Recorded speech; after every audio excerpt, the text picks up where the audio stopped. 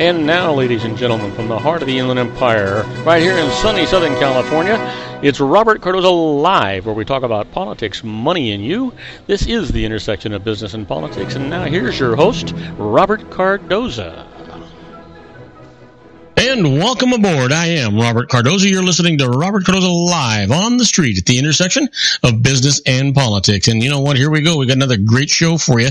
We try to have a great show for you every day, and we try to put something new on there all the time. So hopefully you're enjoying that. You're enjoying the show. And I want you to know that right now at 3:01 p.m. Pacific time, it's currently 86 degrees here in the heart of the Inland Empire in sunny Southern California, and it is beautiful out there. It's on its way down to 56 degrees, and that's going to be really nice too.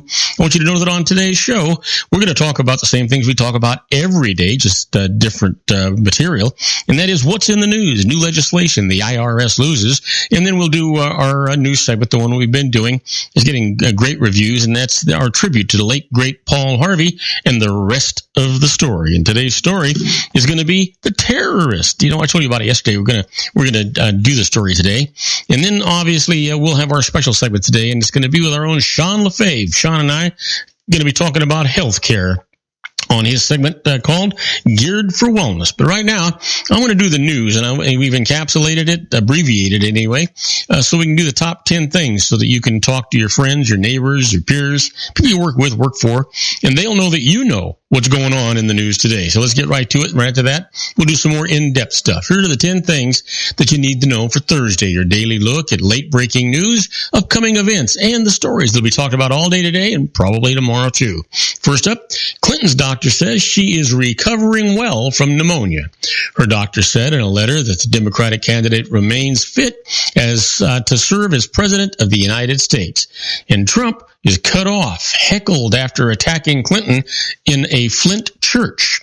The visit was part of the campaign's effort to persuade voters that Trump can appear empathetic and presidential in a crisis. And what Colin Powell said about Trump, Clinton, well, he says in newly leaked emails, the former Secretary of State called Trump a national disgrace, and everything Clinton touches, she kind of screws up with hubris.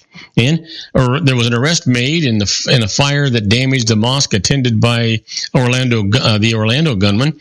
Authorities announced that 32-year-old Joseph Michael Screever had been picked up without incident. And what major study found about prostate cancer? Well, men with early prostate cancer who chose to closely monitor their disease are just as likely to survive at least 10 years as those who have surgery or radiation, according to a study published in the New England Journal of Medicine. Well, why workers in eastern Ohio embrace Trump's tough trade talk. The Associated Press explores the sense of anger in the region crushed by Chinese competition as part of the Divided America series. And the Atlantic Coast Conference removes championships from North Carolina. The ACC voted to relocate the league's championships until the state repeals a state law limiting protections for LGBT people. And why the latest Syria ceasefire may be a turning point after 5 years of failure. Some things are different, including rarely seen Western Russian cooperation and signs that demands for Bashar Assad's immediate departure are loosening. Well, it's survival of the smallest in the Earth's oceans. A study finds that the bigger a species is, the more prone it is to die off. Unheard of in the long history of mass extinctions. And then finally, how Miley Cyrus's red carpet revolt could affect her career.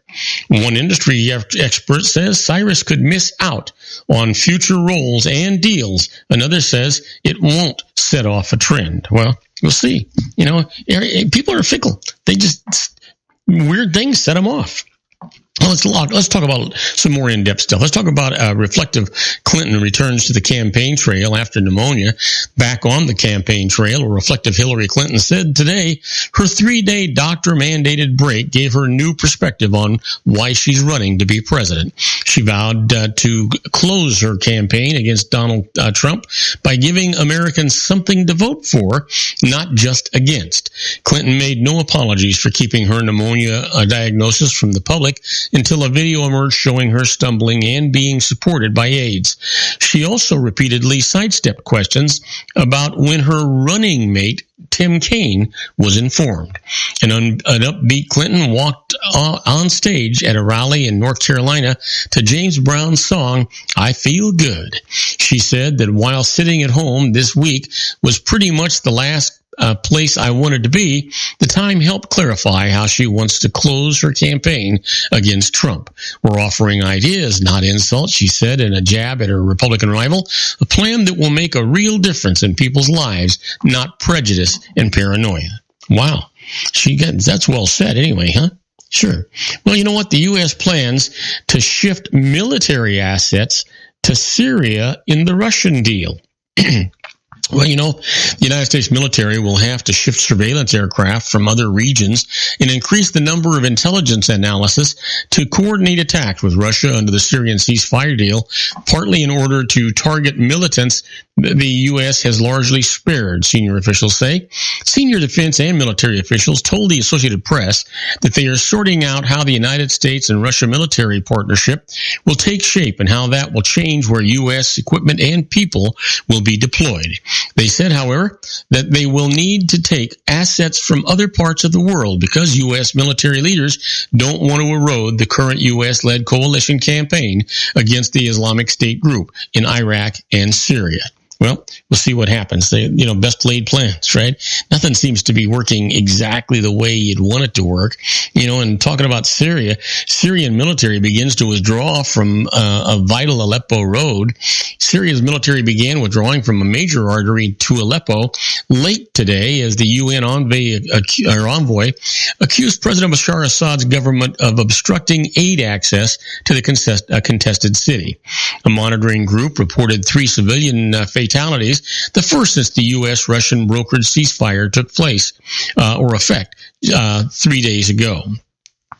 Meanwhile, Russia was expected to deploy its forces along Aleppo's Castello Road to ensure safe passage for humanitarian convoys to the city's opposition-held quarters.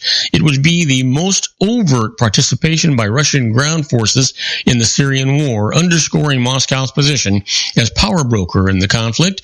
Russia intervened with its air force on the side of Assad government last year, turning the tide of the war in his favor. Yeah, well, who knows? Russia's certainly not going to do anything that's not in their best interest, that's for sure. Well, Trump outlines a vision for the economy, promising large tax cuts. Donald Trump outlined his vision for managing the nation's economy as president today, promising that his plans to lower taxes by $4.4 trillion over a decade and cut regulations would lead to booming growth, create millions of jobs, and even cut into the nation's budget deficit. My plan will embrace the truth that people flourish under a minimum government burden and will tap into the incredible, unrealized potential of our workers and their dreams, Trump said in a speech to the Economic Club of New York. Now, we're going to take a short break. When we come back, I want to talk to you about Obama. And he says the oceans are key to protecting the planet from climate change. I'll tell you all about that right after these brief messages. Don't go away. We've got a lot of great show for you. If you want to increase your client base and sales, then consider this, the Relationship Building Network at RBN. Given the current economic conditions and challenges, we all need to work smarter, make smarter decisions, invest our hard-earned dollars where it'll yield the best return for our investment. Many business professionals claim that the most effective networking group in Orange County is RBN. No other networking group or organization can offer what RBN offers. Make every year your best year. Join RBN and start reaping the benefits today. Nearly 3,000 businesses have joined RBN and experienced those benefits. Why join RBN? It's one group. It's one membership. It's no renewals. It's all through Orange County. RBN is a freestyle networking group. No mandatory attendance, no restrictions, no rules, and no penalties. Call them at 949-830-5776 or go to their website at rbninfo.com. That's 949-830-5776. If you've ever dreamed of having your own business to make your life secure, Water's Edge Wineries might be just the ticket. In 2004, their founder, Ken Lineberger, created the first winery franchise in California. It was a new concept with all of the functionality of a traditional winery, but without the vineyards. They purchase high-quality grape must from one of the largest winemaking companies in the world. Then they craft each wine carefully and bottle it right at their location. The winery was built to satisfy consumer demand for wine by the bottle and by the glass, but still kept the element of allowing customers to bottle their own custom vintage. Now, they're opening urban wineries across the United States under the brand Water's Edge Wineries. If you've ever dreamed of owning your own winery, it may be in reach right now through Water's Edge Wineries. Just give them a call at 909-468-9463, extension 700. That's Water's Edge Wineries, 909-468-9463. Have you ever found yourself caught between a rock and a hard place? The law offices of Blomberg, Benson, and Garrett might be just the answer for you. The attorneys of Blomberg, Benson, and Garrett have been serving the Inland Empire since 1989. They're dedicated to the aggressive litigation of civil, criminal, and real estate matters. Over the years, they have recovered tens of millions of dollars for their clients. The firm's practice specializes in litigation of personal injury, accident, slip and fall, real estate, and criminal law cases. The firm provides clients with the care, accuracy, and dedication of experienced attorneys. Blomberg, Benson, and Garrett is located at 10300 4th Street, Suite 150 in Rancho Cucamonga, California. They've been providing the Inland Empire residents with outstanding legal services for over 25 years. They look forward to providing you with aggressive legal representation. Call them at 909-945-5000, where you can talk to a person, not a machine. That's 909-945-5000, the law offices of Blomberg, Benson, and Garrett.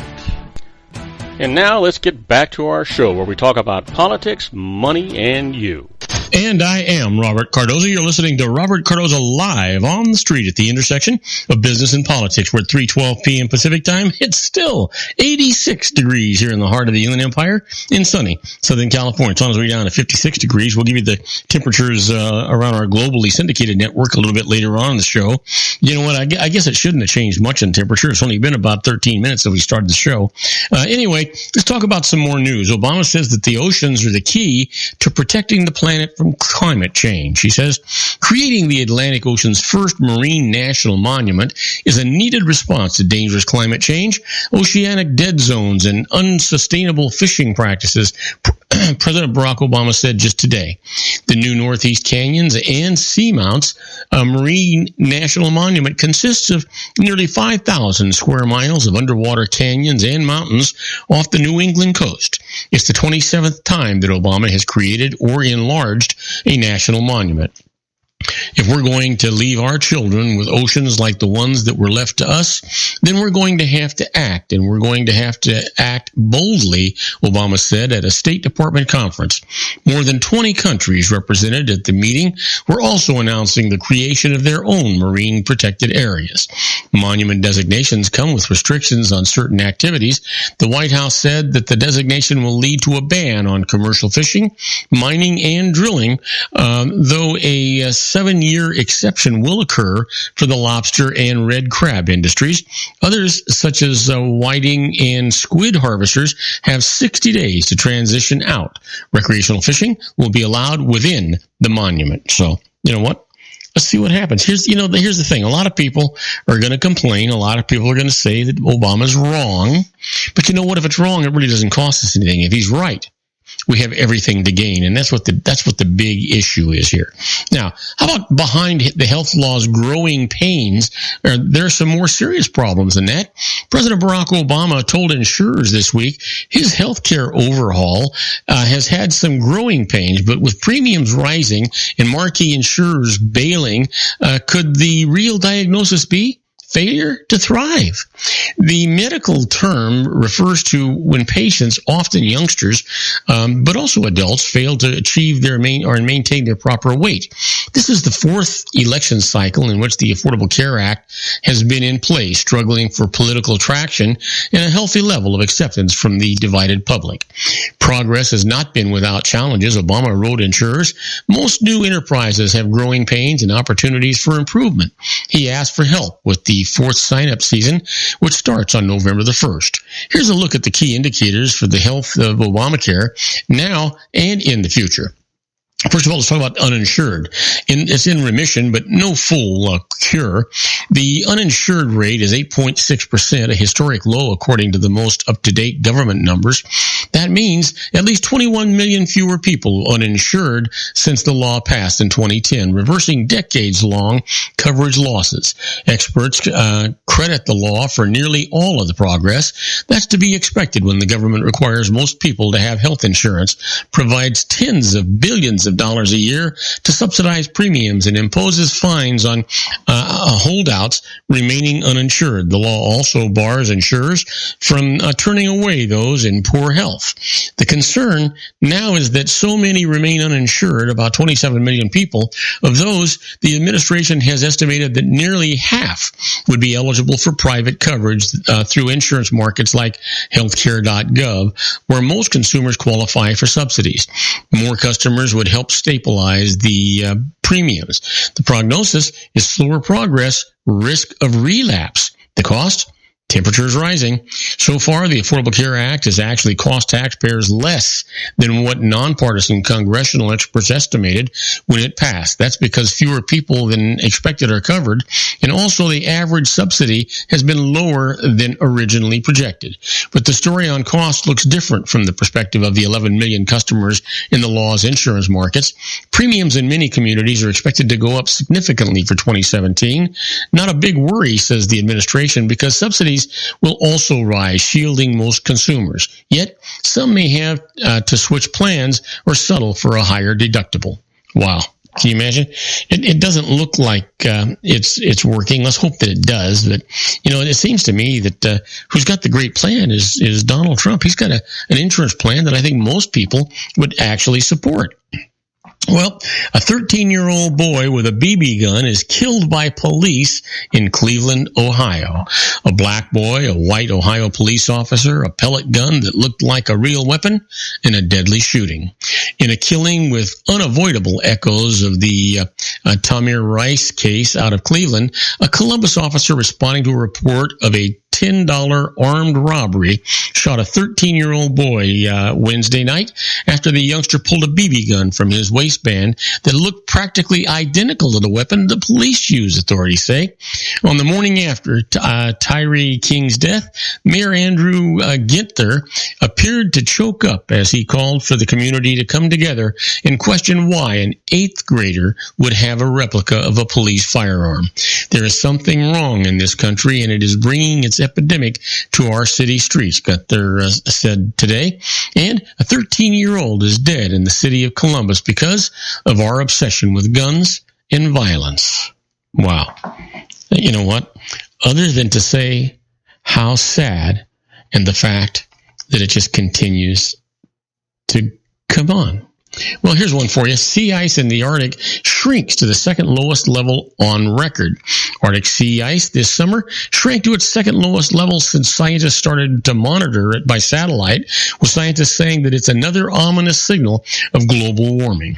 The National Snow and Ice Data Center in Colorado said that the sea ice reached its summer low point on Saturday, extending 1.6 million square miles. That's 4.14 million square kilometers. That's behind only the mark set in 2012 of 1.31 million square miles. Center Director Mark Cerise said that this year's level technically was 3,800 square miles less than 2007, but that's so close to the 2 years are essentially tied. Even though this year didn't set a record, we have reinforced the overall downward trend. There is no evidence of recovery here, Cerise said. We've always known that the Arctic is going to be the early warning system for climate change. What we've seen this year is reinforcing that fact. So whether you believe in climate change or you don't believe in global warming, the truth is that if it's not real, it's not going to hurt anybody. But if it is real, it's going to hurt the entire planet. Give that some thought before you decide that it's all bunk. Now, don't go away. When we come back, we're going to make you happy. We're going to talk about the IRS loses. And the first case is a tax court reverses itself on the filed when mailed rule for motions. I'll tell you all about that right after these brief messages. Don't go away. Isn't it time to shine the spotlight on your expertise? The Interview, starring you. Here's your chance to capture 5 minutes of fame with The Interview. This isn't just any interview. This is your opportunity to showcase your expertise and position yourself as a trusted expert in a one-on-one video interview hosted by Robert Cardoza, host of the nationally syndicated show Robert Cardoza Live and powered by AHA Studios. What is it? A professionally recorded video for your use. Robert Cardoza interviews you on the set where he records his show. Professional interview showcases your expertise and value, shot in a state-of-the-art studio. And what's in it for you? Gain credibility as an expert, earn the trust of your target market, educate in a way that intrigues your audience, gain a powerful marketing tool that offers dozens of uses, website, video sharing sites, social media, email, DVDs, direct mail, lobby video, resumes, profile building, all that kind of stuff. Association with the nationally syndicated celebrity. That's right. And let's talk about AHA Studios. AHA is a strategic marketing firm that leverages the powerful and visual persuasion to help your business create powerful messages that connect with your target market. AHA ventures way beyond strategy, delivering the marketing collateral you need to start driving a new business through your doors. AHA has a full-service, in-house, state-of-the-art production studio to bring your messages to life using video. Discover how to make The Interview work for you. Call 949-831-2222. That's 949-831-2222. AHA Image Studios Incorporated. Dr. Stephen Tidwell, General Family Dentistry in a caring, personalized environment. Here at Dr. Tidwell's office, we are dedicated to helping you keep your teeth healthy. We are a state-of-the-art dental practice that still believes in traditional values, such as excellent customer service and individual attention. We have a special welcoming offer for you for just $39, a complete exam, personal consultation, professional cleaning, and all necessary x-rays. That's a $266 value for $39. Dr. Tidwell has 2 convenient locations and experienced staff to provide you with professional care and personal attention that you deserve. Call today. Don't delay. A great smile another day. Call 909-944-7308. That's 909-944-7308 for Rancho Cucamonga or San Bernardino. Joel Saltzman is Dr. Wireless. He has turned his considerable expertise into consumer credit risk and wireless security into a highly specialized independent web-based consulting enterprise targeting consumer credit risk analysis and wireless transactional security and monitoring. He works as a wireless analyst, veteran independent agent, and consumer liaison for most wireless telecom carriers and equipment manufacturers. For more than 20 years, corporate and private clients and media audiences have counted on his unvarnished advice while weighing the technology, performance, and cost differences between Sprint, Nextel, AT&T, Verizon, and T-Mobile. Joel specializes in setting up mobile wireless hotspots to be used for disaster preparedness, business continuity, and mobile wireless merchant processing solutions. Call Dr. Wireless at 310-400-4900 or go to his webpage at drwireless.com. Again, call 310-400-4900 or his webpage at drwireless.com. You'll be glad you did. And now, back to our show.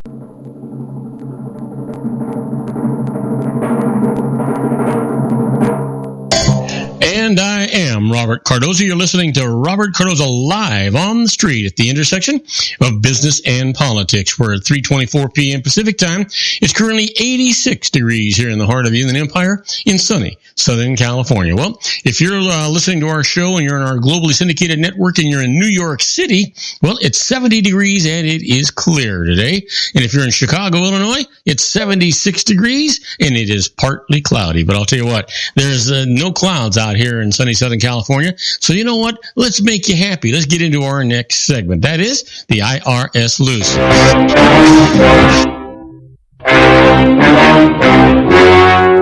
The story you are about to see is true. The names have been changed to protect the innocent.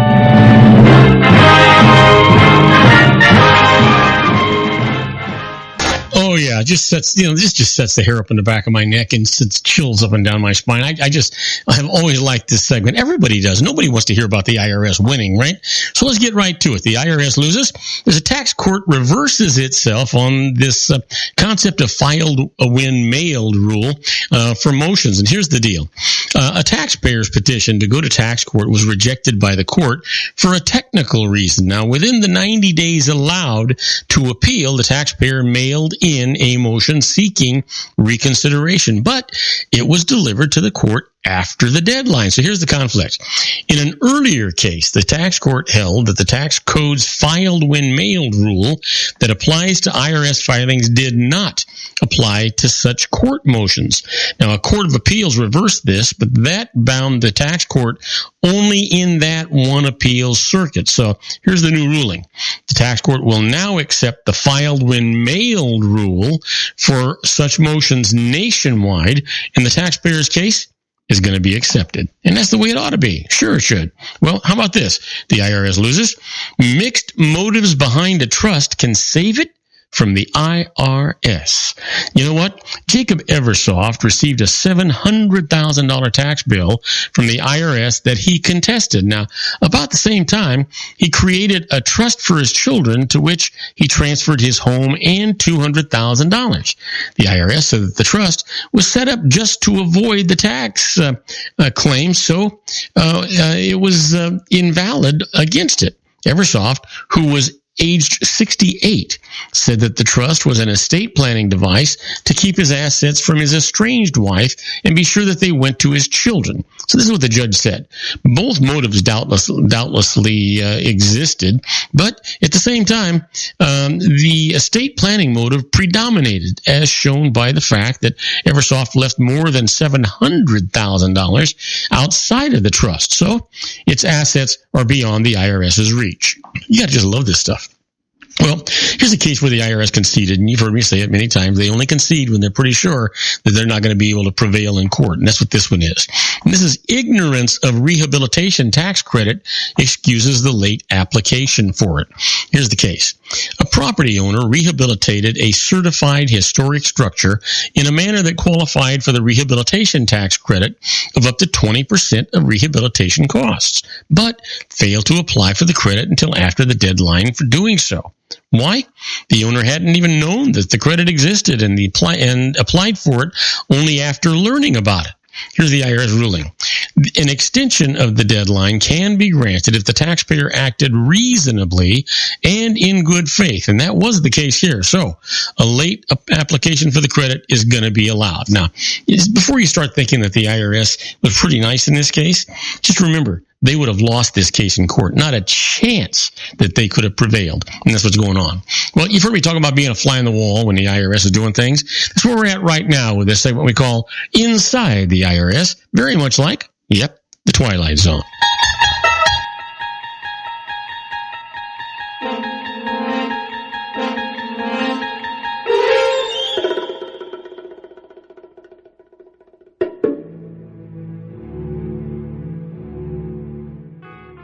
Well, you know what? These are not tax court cases, so you can't use it that way. But these are things that the IRS does that's publicized. And as long as, I keep telling you that information is valuable. And as long as you know what the IRS is doing and the positions they're taking, you can use these positions they've taken to your benefit. Now, in this particular case, let's talk about the expenses of attending a convention or a seminar outside of North America. And that's what you want to talk about. They're generally disallowed according to Section 274 of the tax code, but the definition of North America has recently been changed. The U.S. and its possessions, the trust territories of the Pacific Islands and Canada and Mexico are all acceptable destinations now. The Bahamas, Aruba, and the Netherlands, Antilles have been added to the list. St. Lucia was dropped as of April the 4th because of its government failed to enact legislation to exchange financial information with the United States. But take note, the Cayman Islands and the British Virgin Islands are not included on the list of acceptable destinations because those governments have limited the scope of financial information that may be exchanged with the United States. Now, keep in mind that this is where people are hiding their offshore stuff. That's why there's these issues. But how about this? You ever wonder how do you lose a computer? Well, wait till you hear this. The Treasury Inspector General for Tax Administration has disclosed that the IRS has failed to report to its office the loss of more than, ready, 75% of the IRS computers that went missing between January and June. Now, according to the IRS, get this one, more than 47,000 laptop computers are assigned to employees. Many of the computers reported missing were lost because employees kept them in unlocked vehicles, left them on buses and trains, or checked them into airline luggage never to see them again. So, boy, I got to tell you, the standards have really, really dropped. In the old days, before computers, when I was actually dealing with the IRS a great deal, the rule was that if you lost a taxpayer's file, it would be grounds for dismissal. Everyone knew that you should never leave a file, even in your locked car, because if the car were stolen, the file would disappear. Now, you don't think much of this, right? Well, think of this.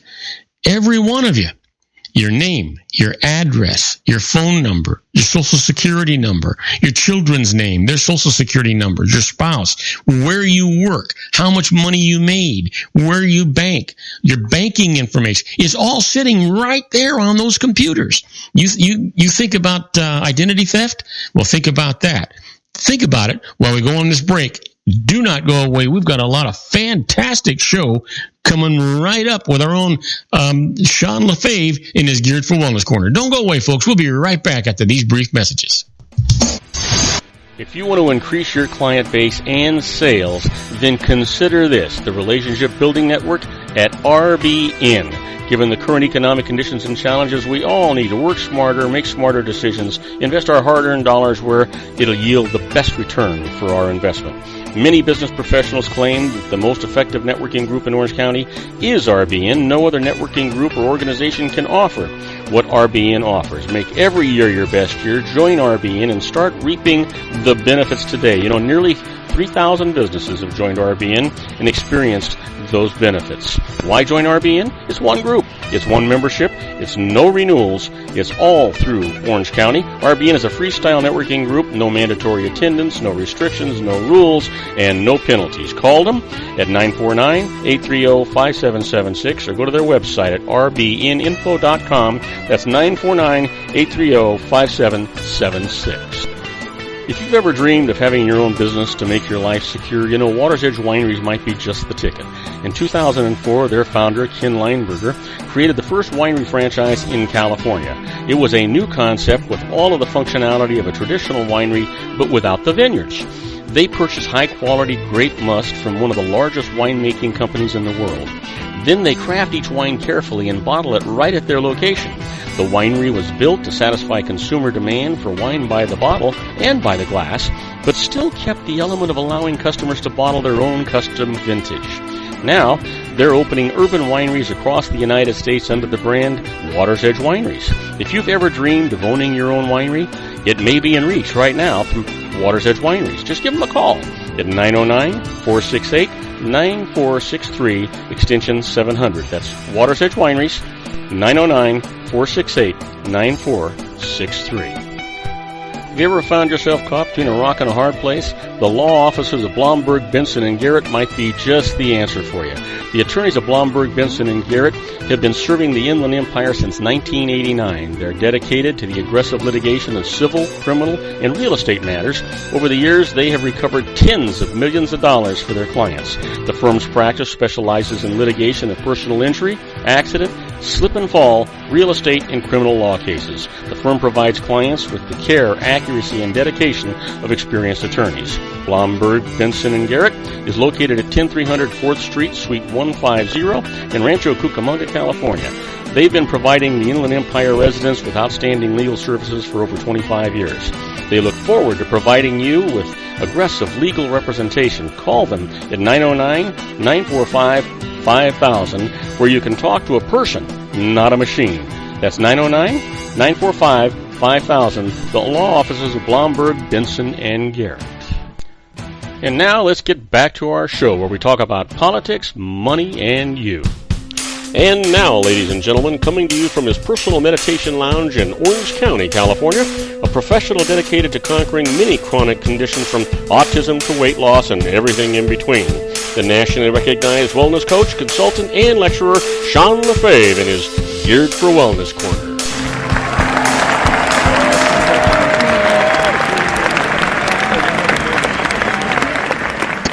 And I am Robert Cardoza. You're listening to Robert Cardoza Live on the street at the intersection of business and politics. We're at 3:35 p.m. Pacific time. It's still 86 degrees here in the heart of the Inland Empire in sunny Southern California. It's on its way down to 59 degrees. But if you're listening to us on our globally syndicated network and you're at the beach in Torrance, California, with our own Dr. Wireless, you know, he's probably dipping his toes in the ocean on a surfboard. It's 73 degrees in clear. It might be a little chilly for that. But you know what? If you're basking in the sunlight of Wichita, Kansas, it's 83 degrees and mostly cloudy, and you're probably sweating your butt off because it's also humid. Hey, my good buddy Sean LaFave is out there. Sean, are you in air-conditioned comfort?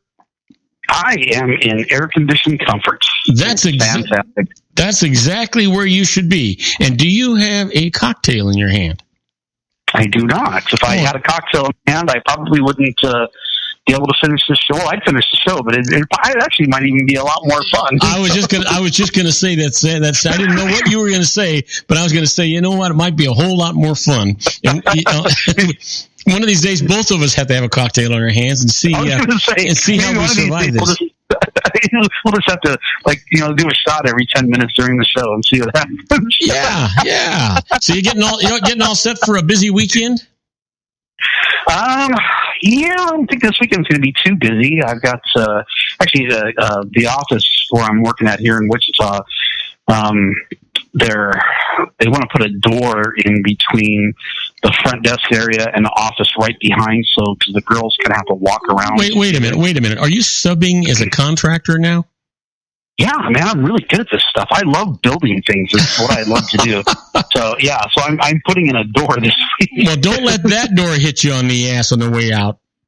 No, it won't. Absolutely.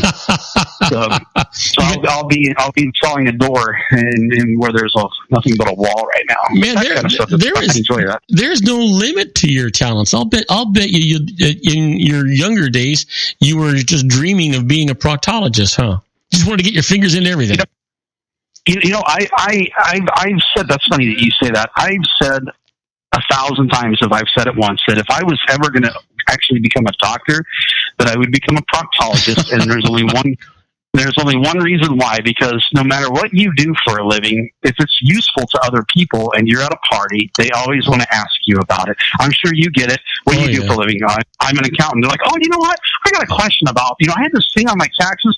Imagine if you see, you're a chiropractor, like, oh, my back hurts. Yep. What does it matter what you are? You're a dermatologist. I got this thing on my arm, this little, who's to spot me? But imagine if you're a proctologist. What do you do for a living? I'm a proctologist. But I would hold a finger up when I said it. Oh, yeah. I just want to get to the bottom of everything. Yeah. No one's get to the bottom.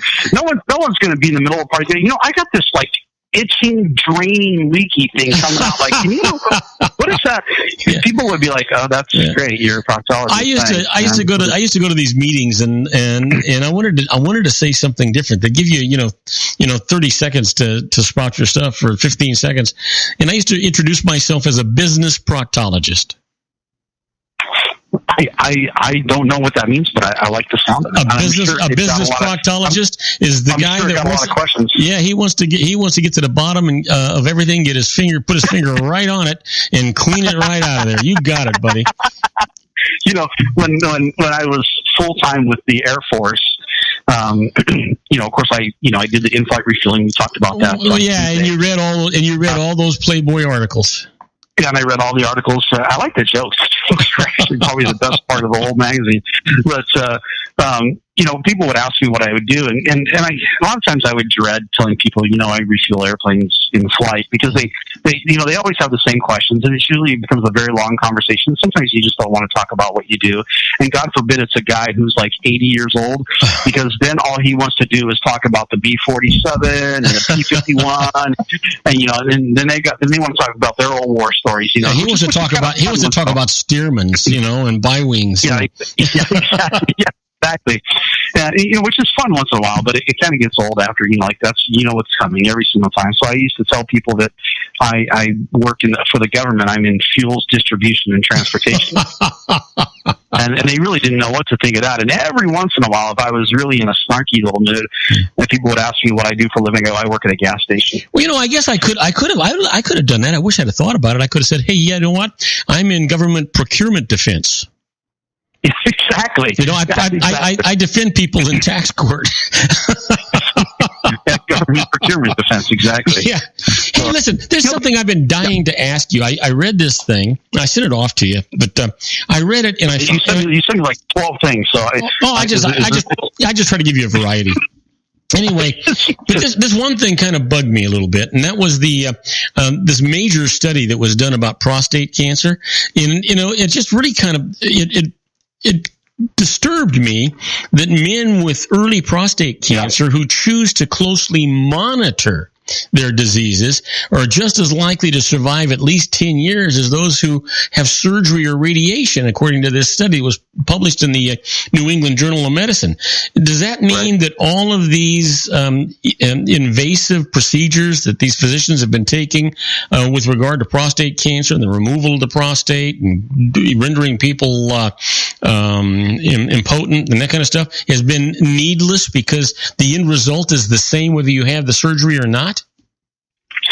Yeah, you know, that's kind of what this article was leading to, and I found it really interesting too, and you know, and it kind of lends itself back to, you know, we've talked about before. This is a while ago that we talked about this, but you know how they're saying, look, we've gotten really good at discovering early stage cancer, but we've really made no difference in the amount of lives that we've saved through cancer treatment. Cancer treatment really hasn't changed. We're just as many people are dying. So the early detection, and what they were saying was, you know, that early detection is great, but part of the problem is a lot of the stuff that we're detecting very early would have run its course, and the body would have corrected it and taken care of it on its own, and you would have never needed any type of intervention whatsoever. And this is this could actually be an example of precisely what you're saying, right? Yeah, this is exactly it. I mean, they were saying the survival from prostate cancer was so high. They're saying 99% survival, regardless of which approach men had. You know, that the results, you know, call into question not only what treatment is best, but whether we should treat at all. Yeah. And I think it's a great thing, you know, and I think the key here is, you know, you've got to monitor it, and more than just monitor it, you know, you've got to, I've always said, if I came down with cancer, I would find a really remote spot, you know, to go get away, that was away from pesticides and chemicals and everything else, and maybe out, you know, somewhere high altitude with clean air. Then I would eat a very, very clean diet and just get rid of the cancer naturally. You know, I would eat a ketogenic diet and kill the cancer off. Yeah. Now, so that begs the question. You know. People who, I'm not sure that what I'm going to say is accurate, but I'm guessing that people who actually get prostate cancer are in the later years, at least middle age or the twilight years of their age. That's when they seem to be more susceptible to prostate cancer. Would that be correct? Yeah. Typically, it's in older men. I'm sure you can get it probably at any age, but it tends to be the older you are, the more likely. And that probably has to do with, you know, just the body, you know, wearing down from years of poor diet or years of exposure to toxins or years of exposure to radiation or whatever it is that our body is being exposed to, degeneration of the spine, so the neurological system doesn't work as well. So the gears are starting to wear out. The whole body, little by little, is starting to wear out because of age and the things that are going on. But when it comes to prostate cancer, or maybe even inflamed or enlarged prostate, is enlarged prostate a sign, a precursor of prostate cancer, or is that just a physiological thing that happens to older people? Older men, you know, it does happen primarily that you know, as men get older. You know, it's funny. I was last Friday. It's funny how people will just talk about stuff, and I wasn't even I wasn't wearing scrubs. I don't think I was wearing anything. The guy didn't know what I did for a living, and I stopped at this garage sale in the neighborhood here on the way. I always like to go and see if I can get something every now and then. You know, get something really cool for dirt cheap. You know, and.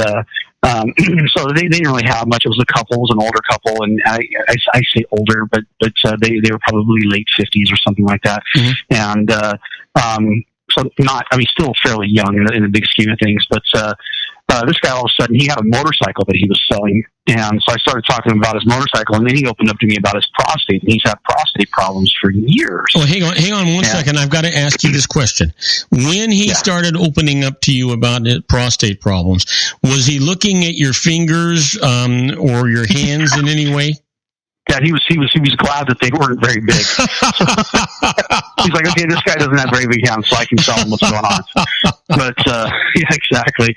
So he started talking about his prostate, and I said, "Oh, you got prostate problems?" And he said, "Yeah." He goes, "I've had it for years." I said, "I can fix that." He goes, "You can, really?" I said, "Yeah." He said, "How do you do that?" And so I told him what I did, and he said, "Well, here's my card." He said, "Give me a call." And so I called him, and we're actually going to get together either tomorrow, I think maybe even Saturday, and sit down, and I'm going to go over with him what I can do to help him, reduce that prostate inflammation and stuff. But yeah, so inflamed prostates and enlarged prostates are definitely something that you would need to, because there's already an issue going on. Mm-hmm. So something isn't functioning right. And so you definitely need to be more careful and maybe get screened a little bit more, because you do have a higher chance of getting cancer. It's certainly something that I would consider. But this guy's had it for like 20 years or something. So he was really young when he started having prostate issues. So is that strictly an exercise diet issue, or is it does he have to take supplements, or what kind of modality do you put him on? Yeah, I would do. There's it's a multi-faceted approach. The stuff that I would give him would be things for like some really the specific types of healing oils. Like one of them is like pumpkin seed oil, for instance, is a really good one for prostate. Okay, hang on. So, is this something that you use in the form of a suppository? Yeah. Do you apply this or insert it? No, this is all taken. This is just supplements you take orally. And actually, I was talking to a guy who's been doing this for years. His name is Jack Fitz. He's just kind of one of my heroes in life, and he's been doing this for 40 years or something.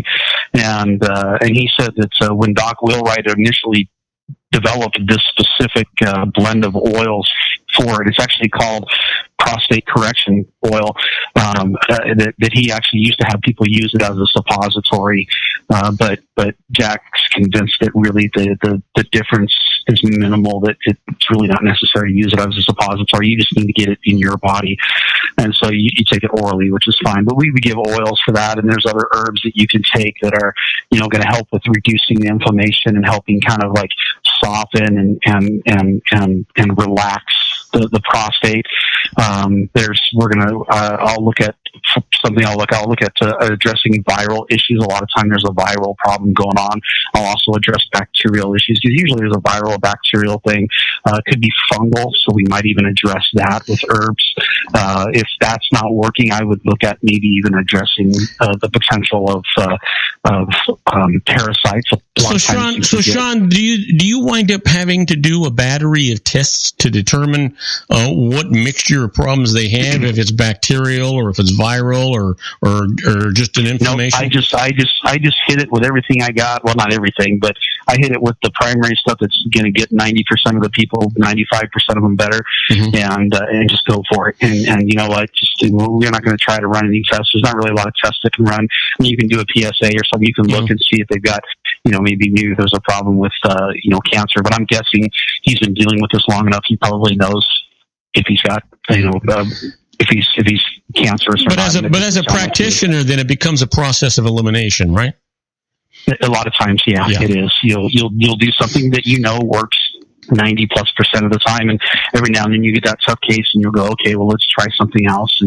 And the cool thing is when you're doing things naturally, especially these products that I like to use, systemic formulas is one of my favorites for a lot of reasons. One is that they work, but another good reason is that it's really hard to screw up somebody with these products. You have to almost try, so you can take a lot of their supplements and they're always, the supplements are designed most of them are designed specifically to put you back in a state of balance, of stasis, as they say, to go to center line, instead of, like, let's say you've got a drug that your body's underactive or overactive in one area.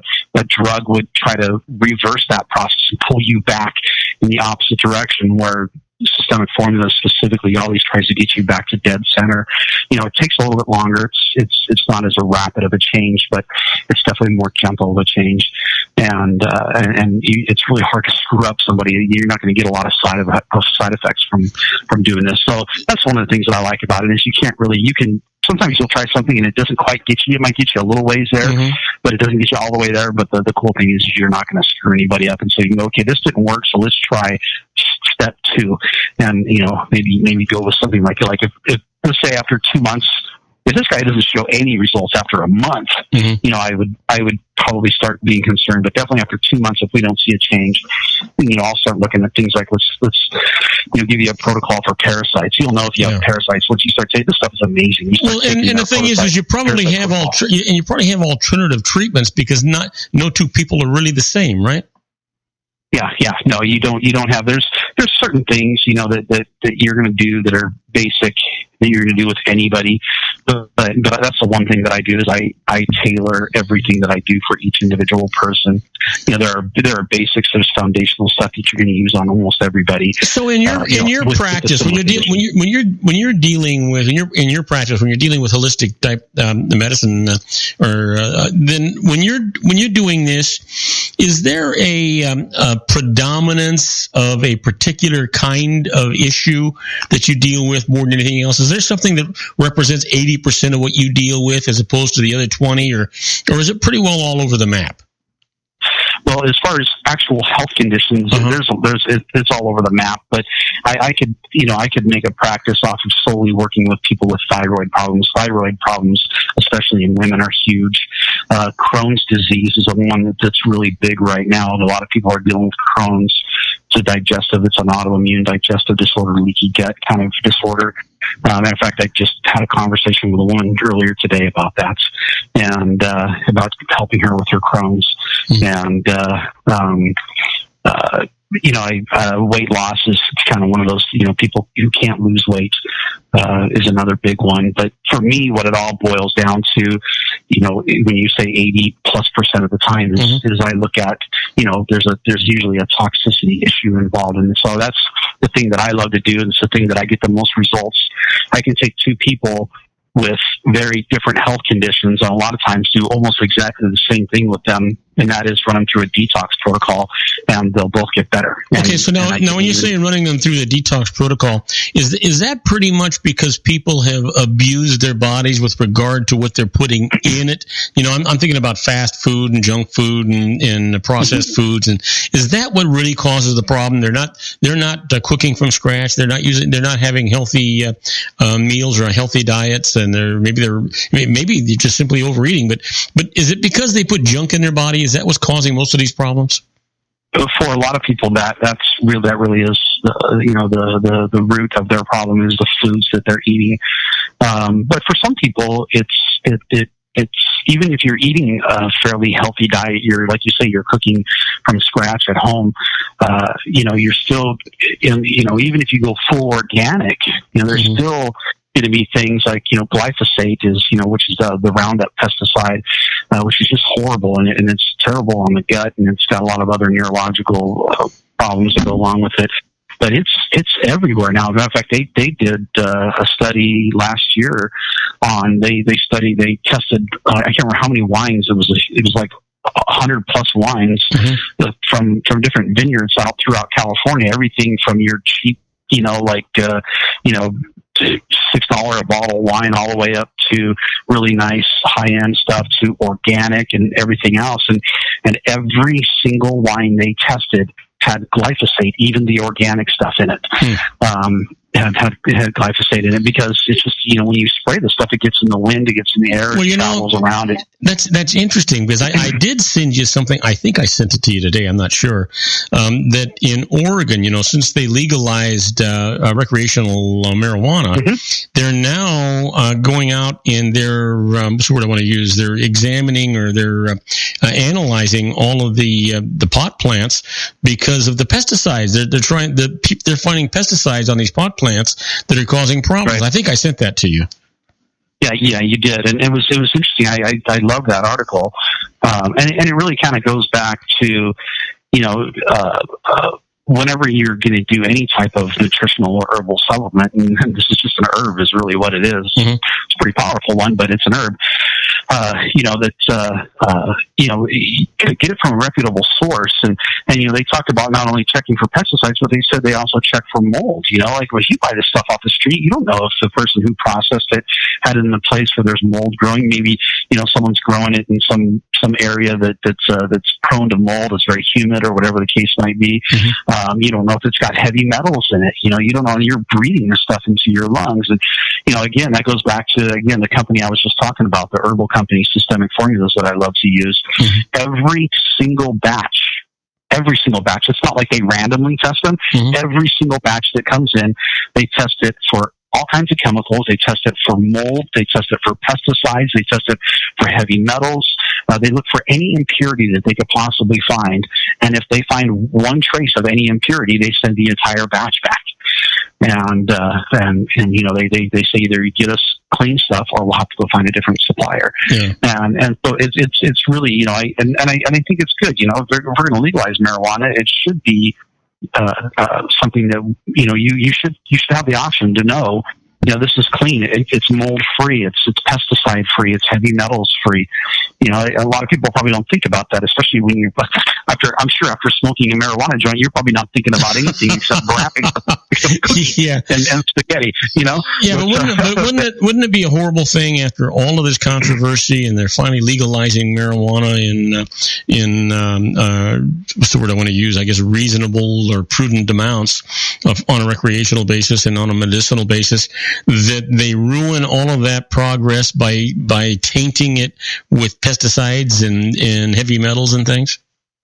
Yeah, it's absolutely, that would be a terrible thing. So it's good, that we used some of the article. I was really excited about it. So that's great to see that there've been no reports of human illnesses traced to the chemicals used in legal marijuana. But that doesn't mean that it's one more thing. Why add something to your body if you don't have to? You do this just a little bit, because with things like pesticides and heavy metals and even mold, there's really no safe limit. It's not like, a little bit is okay. No, a little bit's never okay. This is bad stuff. So I think it's great that they're testing that. Oh, I do too. Hey, listen, we got to take a break. What are we going to talk about when we come back?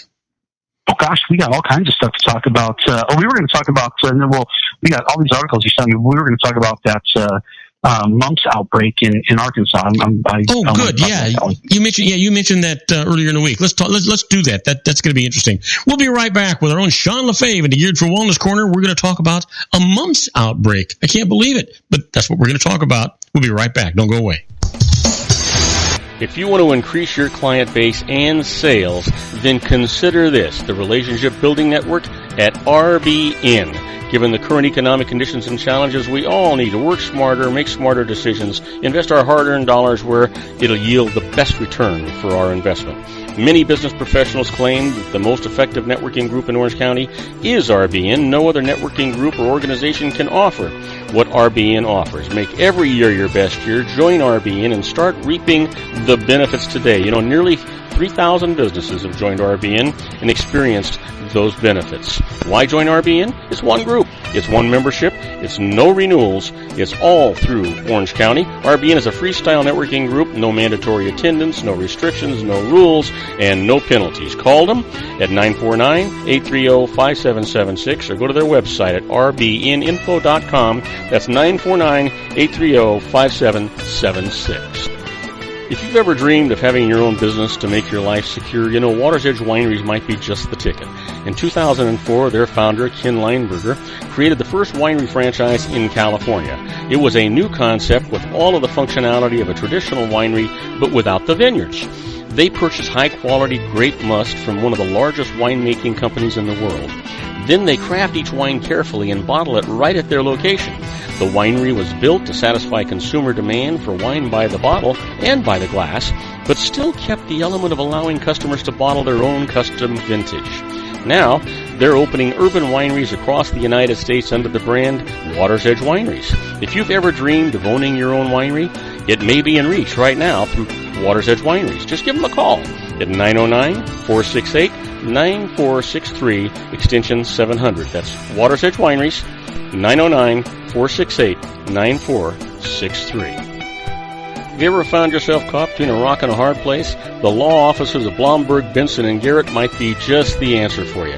The attorneys of Blomberg, Benson, and Garrett have been serving the Inland Empire since 1989. They're dedicated to the aggressive litigation of civil, criminal, and real estate matters. Over the years, they have recovered tens of millions of dollars for their clients. The firm's practice specializes in litigation of personal injury, accident, slip and fall, real estate, and criminal law cases. The firm provides clients with the care, accuracy, and dedication of experienced attorneys. Blomberg, Benson, and Garrett is located at 10300 4th Street, Suite 150 in Rancho Cucamonga, California. They've been providing the Inland Empire residents with outstanding legal services for over 25 years. They look forward to providing you with aggressive legal representation. Call them at 909-945-5000, where you can talk to a person, not a machine. That's 909-945-5000, the law offices of Blomberg, Benson, and Garrett. And now let's get back to our show where we talk about politics, money, and you. Holy mackerel, I am Robert Cardoza. You're listening to Robert Cardoza live on the street at the intersection of business and politics. I thought I just saw a cow go by. Anyway, it's 4:01 p.m. Pacific time here in the heart of the Inland Empire in sunny Southern California, where it is currently 86 degrees. And you know what? If you're listening to us on our globally syndicated network and you're in Paris, France, well, you know, it's 59 degrees and mostly cloudy. And if you're in Rome, Italy, it's 72 degrees with a little bit of light rain. We're talking to our own Sean LaFave in his Geared for Wellness Corner, and we're going to talk about a mumps outbreak. Hey, Sean, you got the microphone, buddy. All right. So when we talked on Tuesday, there was I think it was 70 some odd cases of mumps in the state of Arkansas, and every single one of them were among unvaccinated persons. Every single person who had the mumps had been vaccinated. I'm sorry, not unvaccinated. Had been vaccinated. They had all been vaccinated. Okay, wait. I need to get this clear. So there were 70 cases. They were all undocumented individuals, but they all had been vaccinated. Is that correct? No. They were regular. They weren't documented or otherwise. It was just they were not. They had all been vaccinated. Was what I was trying to say. The documentation you're talking about is that they had been vaccinated. You're not talking about illegal aliens. Okay. Yeah, no. These aren't undocumented immigrants or anything. It's just people who had all been vaccinated. Gotcha. So now the number is up to, they say it's about 150 cases of mumps now. Wow, wait a minute. It doubled in a week? It doubled in a few days, actually. Wow. We talked Tuesday, and I think the article that I looked at was a day or two old or something like that. So they've got, it's all over Oklahoma. They have this huge problem, and I think 90% of those people who have the mumps right now, of the 150, have all been vaccinated. And I think that the vast majority of the people who were unvaccinated are people who are either too young to be in school, or they're adults and no longer in school. And so maybe they just haven't reached the point where they got their mumps vaccine, or they received their mumps vaccine years ago. Mm-hmm. And or they just weren't, maybe they were just never vaccinated at all. And I'm not sure if the mumps, because the mumps, when you get the mumps vaccine, that's part of the MMR vaccine, mm-hmm. The mumps, measles, mumps, and rubella combination together. That's the big controversial one right now. And so I don't know what its lifespan is. I can't imagine that the efficacy of it is for life. Usually these things wear out after 10 or 15 years or something like that for most of them. I know with tetanus is like when they tell you should get every 10 years or something, which I won't go off on that tangent, but tetanus is one that I just don't understand why people think they need to get a tetanus shot, because it's a very, very tiny percentage of people in this country that are really susceptible to actually in a lifestyle where they would get tetanus. But but anyway, back to mumps. Now when we're talking about tetanus, we're talking about lockjaw, right? Yeah. So lockjaw is one of the symptoms of tetanus, and tetanus is very treatable. It's only dangerous to babies, and it could kill a little baby, especially under a year old. The younger, the more damage it can do. But for like if you and I got tetanus, we probably get fever, we get lockjaw, and you just go in, you get a shot, they clear it up. It's not a big deal.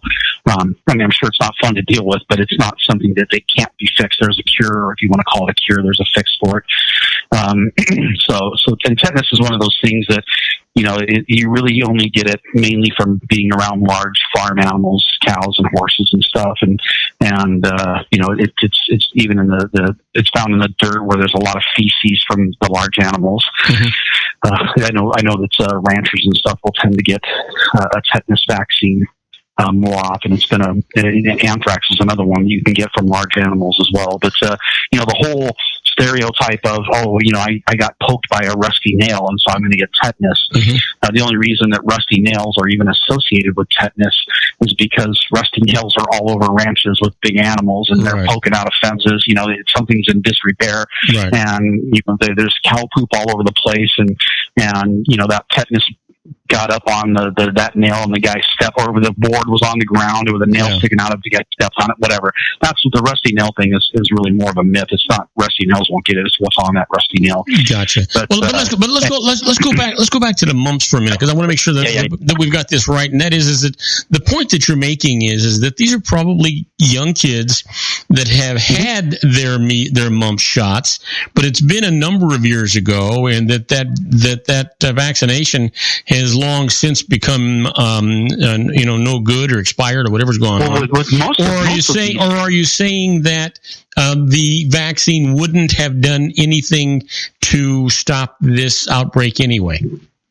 Yeah, that's what it sounds like here. It sounds like the vaccine did not. These are all young school-aged kids that were vaccinated probably around 18 months or something like that. I think is when they typically. I think there's a booster you get later on as well. But I can't keep track. The schedule's so full anymore. But these are all kids who should theoretically have been immunized against. They received the vaccination, so they should have the immunity against it. And I don't know if it was just that, whatever, there was a specific year where the batch was bad or what happened, but now all of a sudden all these kids are getting measles. And mumps. They're all getting mumps. And the funny thing is, the kids who are unvaccinated are required to stay home for 26 days. Actually, they're required to stay home from the time it starts, and then they're not allowed to return back to school for 26 days after the last person has shown symptoms in that school. So from the time that the first person gets it until the last person in that school gets it in a 2-week span, then these kids are out of school for 26 days plus another 14. So we're looking at 40 days that they can't even go to school. Holy cow. But kids who have contracted mumps, then they basically have to stay out of school for, I think it's 5 days or something like that. So is this now just isolated to that Arkansas area, or you said Oklahoma, but you first started, you said Arkansas. I'm sorry, Arkansas, Oklahoma, they're all the same, but this is because they're right next to each other. The article talks about Oklahoma as well, but this started in Arkansas. So is it? I got Oklahoma on the brain because Arkansas and Oklahoma are right next to each other, so it's going to bleed over. So is it isolated there, or is it now spreading?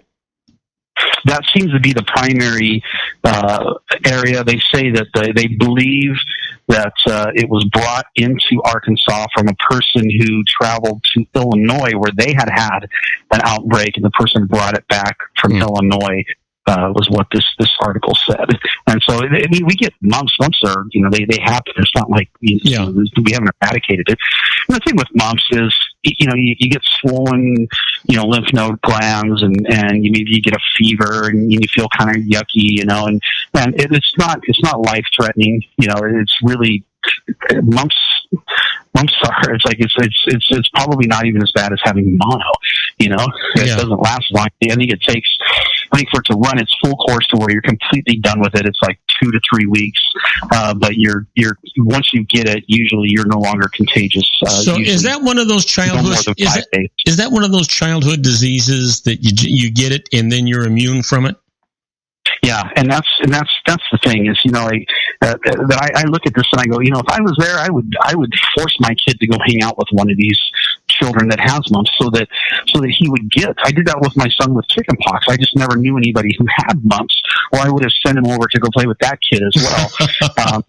Seriously, because when you get mumps as a kid, it doesn't really hurt you. Yeah, you feel uncomfortable. You got fever. You got these swollen glands, and on and on. It's actually more dangerous as an adult. Like if I got mumps, I would have a harder time dealing with it than a 10-year-old would. And why is that? It just said, certain, like chickenpox is another one that's just like that. Certain diseases are harder to deal with when you're an adult. I don't know if it's because our immune system is working from all the garbage that we've put in our body for years, or, if it's just that, the developing immune system of a child responds in a different way, and it creates antibodies in a better way. I'm not really sure. Obviously you want to develop your immune system as a child so that you don't have problems as an adult. But I don't understand exactly mechanically what goes on, why an adult has more problems with things like measles and mumps. And I'm not getting measles, mumps and chickenpox than a child does. But for some specific conditions, that's the case. Well, isn't there? I don't know if it's measles or mumps or what it is, but one of those, they wanted you to get it as a child pre-puberty, because if you got it after puberty or when you were a young adult, it could render you sterile. Is that the mumps, or is that the measles, or what is that? I'm not sure which one. I'll have to research that. That could very well be the mumps. I don't know. I know the measles can really wreak havoc. Not measles, but the chickenpox can really wreak havoc within adults. But I'll have to see which one.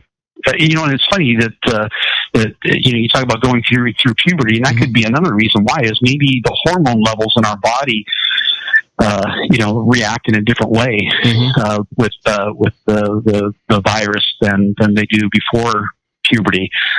So younger kids tend to do well. And we know that, like even autism, for instance, we know that autism is higher among boys than it is among girls, because estrogen is very protective, in protecting the neurological system against whatever's going on. They know that the estrogen has this protective nature, where testosterone is actually almost an antagonist when it comes to developing autism.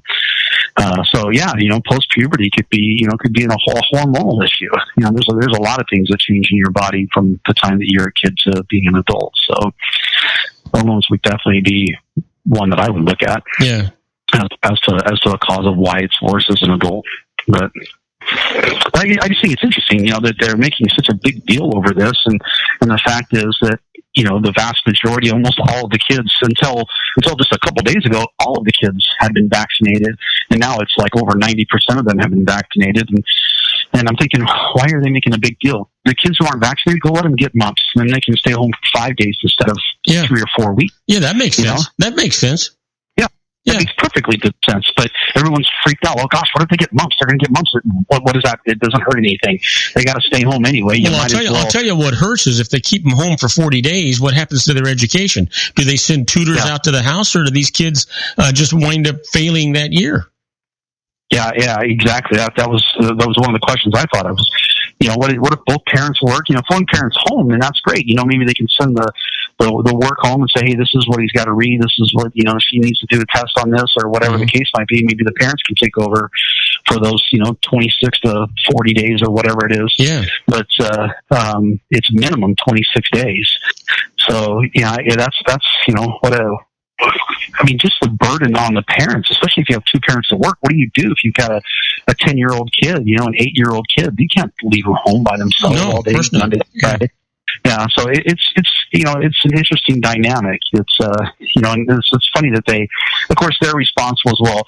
You know, we need to make sure that you know, this would have been, I think one of the lines in the article said it, this could have been worse had less people been vaccinated. And I'm going, all of the people who got it initially were all vaccinated. I'm not sure how more vaccines could make it better. But you know, it's just an interesting thing to me that they, you know, just let nature run its course. It's okay to get mumps when you're a little kid. You'll be sick for a few days. After a week, you're totally fine. You can go back to school, and you'll never have to worry about contracting it as an adult. Yeah, it's just interesting how we really, you know, as a society have gotten so far away from understanding how the body works and really living this, you know, people talk about fear, you know, like, you know, Trump is a horrible person because he's feeding off of people's fears. It's like, well, that's what our society has been doing for decades. Yeah. You know, that's how the medical world exists, is you know, making you afraid that your kid's going to get mumps. Well, there's nothing wrong with getting mumps. It's no worse than chicken. Matter of fact, it's probably better than chicken pox. Well, you know what? That brings actual scars in your face. This is a non-related question, but you know, you raise a good issue here. You were talking about Trump, and but let's talk about Trump and Hillary for a second. Not a bashing thing, but you know, Hillary just went through this episode where she has pneumonia and she was dehydrated, and they had divulged the fact that she was on blood thinner. She's on Coumadin because of the concussion that she had and the things that were going on. And it's a blood thinner. And then they also said that Donald Trump was taking aspirin as a modality for arterial sclerosis and stuff like that, which is, you know, it's a normal thing when you get older. He's 70 years old. That's what happens. You have to take low dose aspirin. What really is the difference between taking Coumadin or taking a low dose aspirin? Both of them got to be having the same effect of thinning out the blood. Why are they minimizing the effect of one over the other? Can you tell me that, or do you know, or is it just bullshit? Oh, I'm sorry. Is it just BS that a bunch of poppycock? Yeah. Or is it just the media trying to get issues here? You know, we've said for a long time, you know, that's matter of fact, that's actually something that the American Medical Association has actually reversed their stance on, is that, you know, they used to say, you know, take an aspirin a day to help, you know, prevent heart disease, and they've actually reversed that. And they said, you know what, actually that's not true. It doesn't really do anything. So you know, he could just be, you know, one of those old school guys that goes, you know what, I'm going to take an aspirin every day, and you know, aspirin is harmless. This seems like one of the most harmless things that you can put in your body as far as drugs go. You know, Coumadin is a little bit more aggressive, you know, so I can imagine, you know, okay, well, if she's on Coumadin, you know, like, okay, that's obviously, you have to have a prescription for it, and you know, so maybe you know, maybe there's you know, maybe so it's a more aggressive treatment. Sure, yeah. I'm gonna make sure I'm speaking right here. Hold on a second. Okay. You know, so you know, while you're looking, I'm just going to talk and fill the air. Just go ahead and look up what you're going to look up, because you know, a lot of people, especially my age now, my doctor has had me on low dose aspirin. I take one little pill in the morning, and I take one pill at night when I go to bed, and it's because they want my blood to be a little thinner, because I have arteriosclerosis because of my age. And so she says, you know, I got this, you know, you've got arteriosclerosis. And I says, wait a minute, doc. I says, are you saying that I got hardening of the arteries? She says, yeah. I says, and doesn't that happen to most people when they get my age? I said, yeah. She says, yeah. I said, so why are we having this conversation? Who cares? It's normal. Stop. Yeah. Leave me alone. Yeah. You know, you scare the hell out of me. Why are we having this conversation? Again, you know, it goes back to, you know, get people to act through fear. You know, we love keeping people afraid in this country because fear sells. So yeah, you know, I'm looking at pain, swelling. I'm looking at some of the side effects of taking Coumadin or warfarin, or however you want to, warfarin, or whatever it's called. You can have hives, breathing problems, swelling of the face, lip, tongue, throat, headaches, dizziness, unusual bleeding. Of course, you can have, if you're taking a blood thinner, of course you can have more unusual bleeding. Sure. sudden or severe leg or foot pain, foot ulcer, purple toes, or fingers. Well, that can't be fun at all. So, there's definitely a lot more. You can get discoloration anywhere on your body. That's actually one of the symptoms. Discoloration anywhere on your body. It actually says that. I think, oh, that's great. So, it's definitely a more severe option than aspirin. But I think that the bigger issue why people are making such a big deal out of this is because it appears, and this has nothing to do with my stance on Hillary Clinton as a potential presidential candidate or a potential president holding the office of president. That's, if you look, there's something else seems to be going on that's a lot deeper than just pneumonia. And if she had pneumonia, why was she outside hugging a little girl?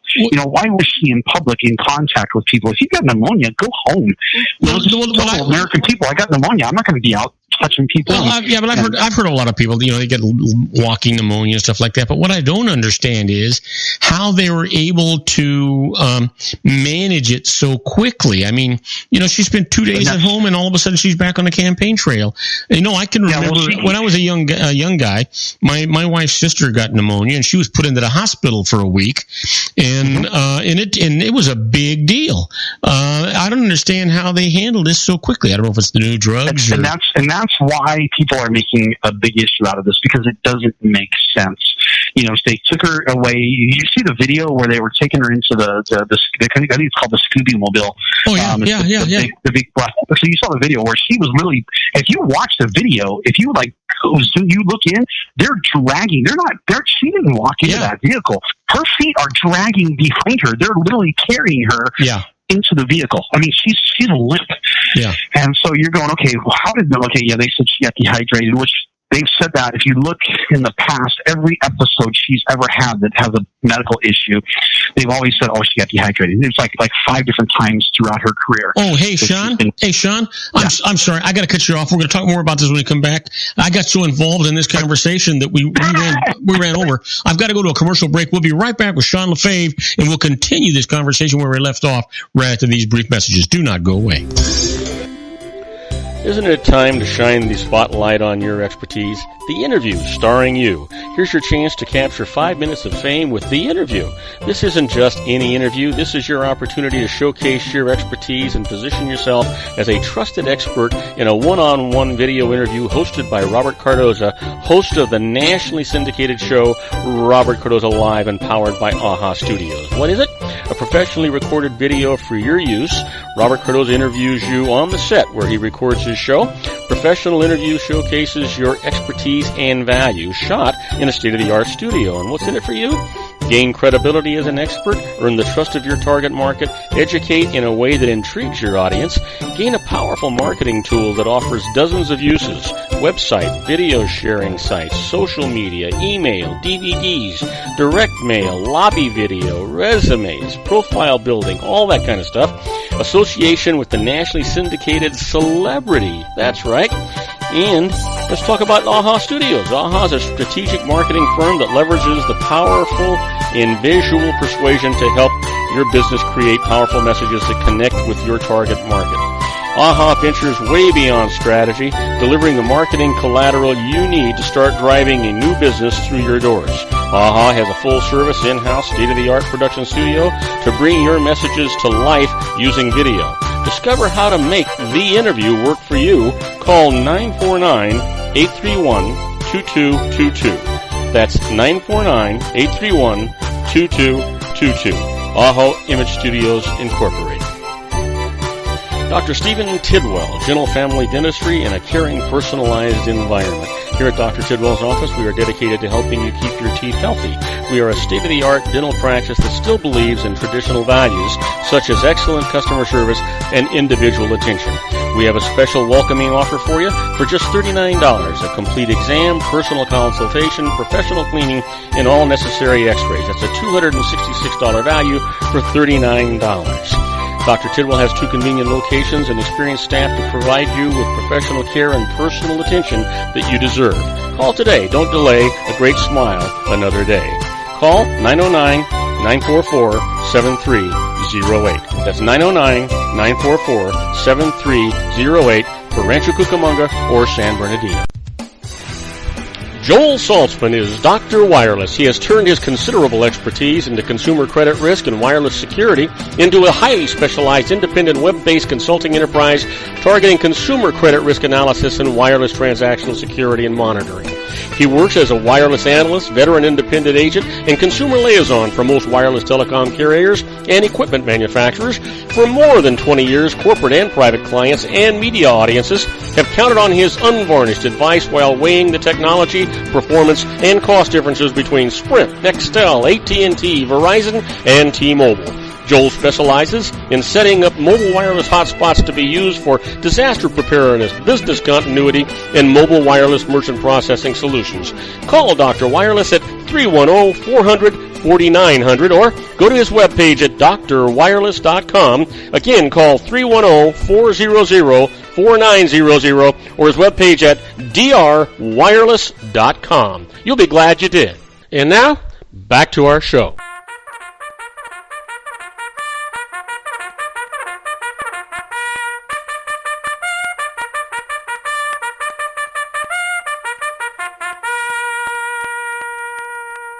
And I am Robert Cardoza. You're listening to Robert Cardoza Live on the street at the intersection of business and politics. We're at 4:25 p.m. Pacific time. Currently 83 degrees, starting to go down here in the heart of the Inland Empire in sunny Southern California. It's down from 86 on its way to 58. Can't make up its mind. But if you're listening to us on our globally syndicated network and you're in London, England, it's 68 degrees and mostly cloudy. And if you're in Vienna, Austria, it's also 68 degrees and it's clear. That's what that is. You know what? We were talking to our own buddy, Sean LaFave in the Geared for Wellness Corner. And Sean, you got the microphone. We were talking about,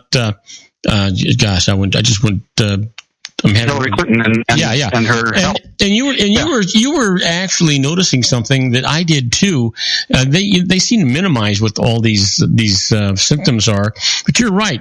Her legs seemed to buckle under her. They were holding her up, and not only was her head like a little rag doll, and dragging her feet, but when she got closer to the van, her head actually slumped, and they propped her up into that van.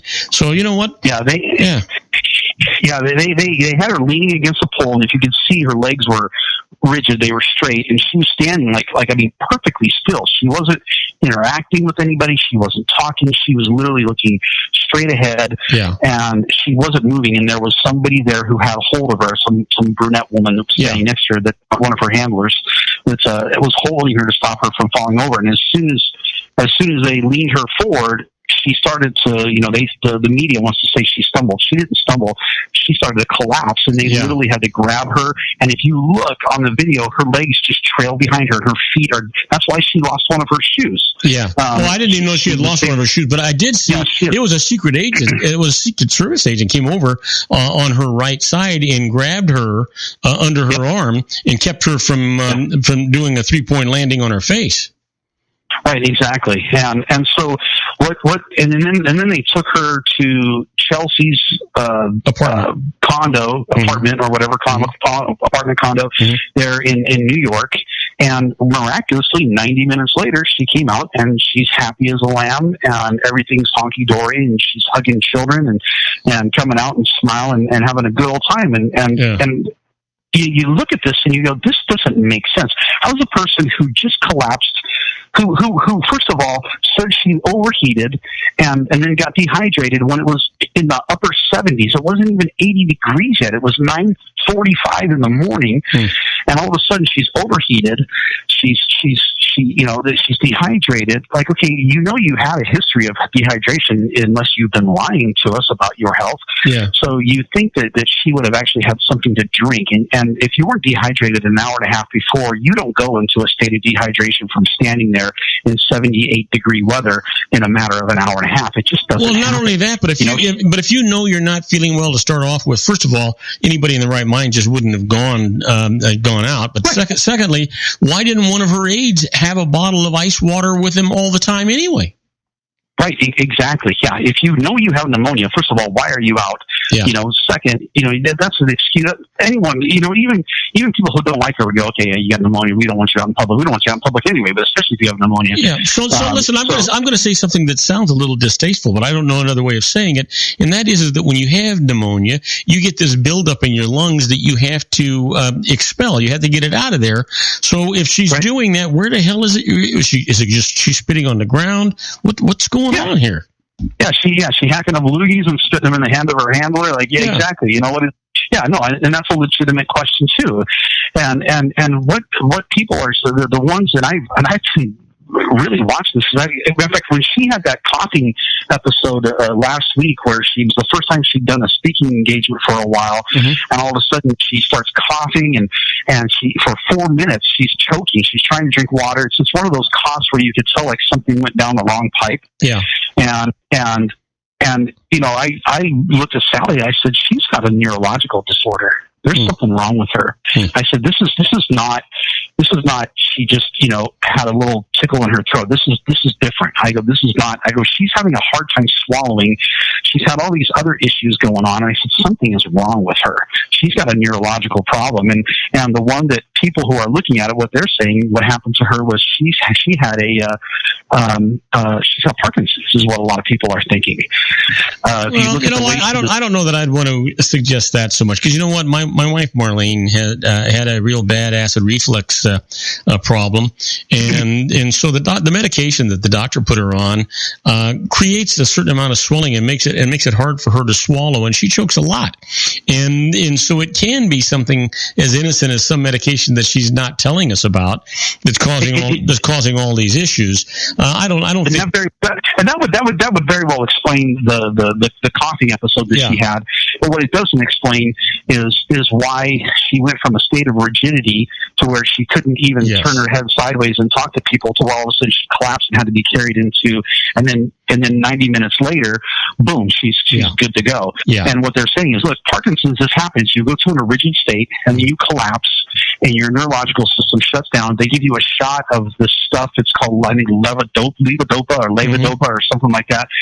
And what it does is it basically kind of floods your dopamine sensors in your brain, and it kind of recharges your system, so your brain starts talking the way it's supposed to the rest of the body. Sean, but I've been watching. I watch probably 3, 4, 5, 6, about 6 hours a day worth of news, and a lot of these programs have their own physicians there that are trying to analyze things that they see on the internet or things that they've been told. And they try to do these things, and I haven't heard one of these physicians yet say anything about the suggestion of Parkinson's. And I don't think they're going to. The stuff that I've been reading and looking at is not mainstream.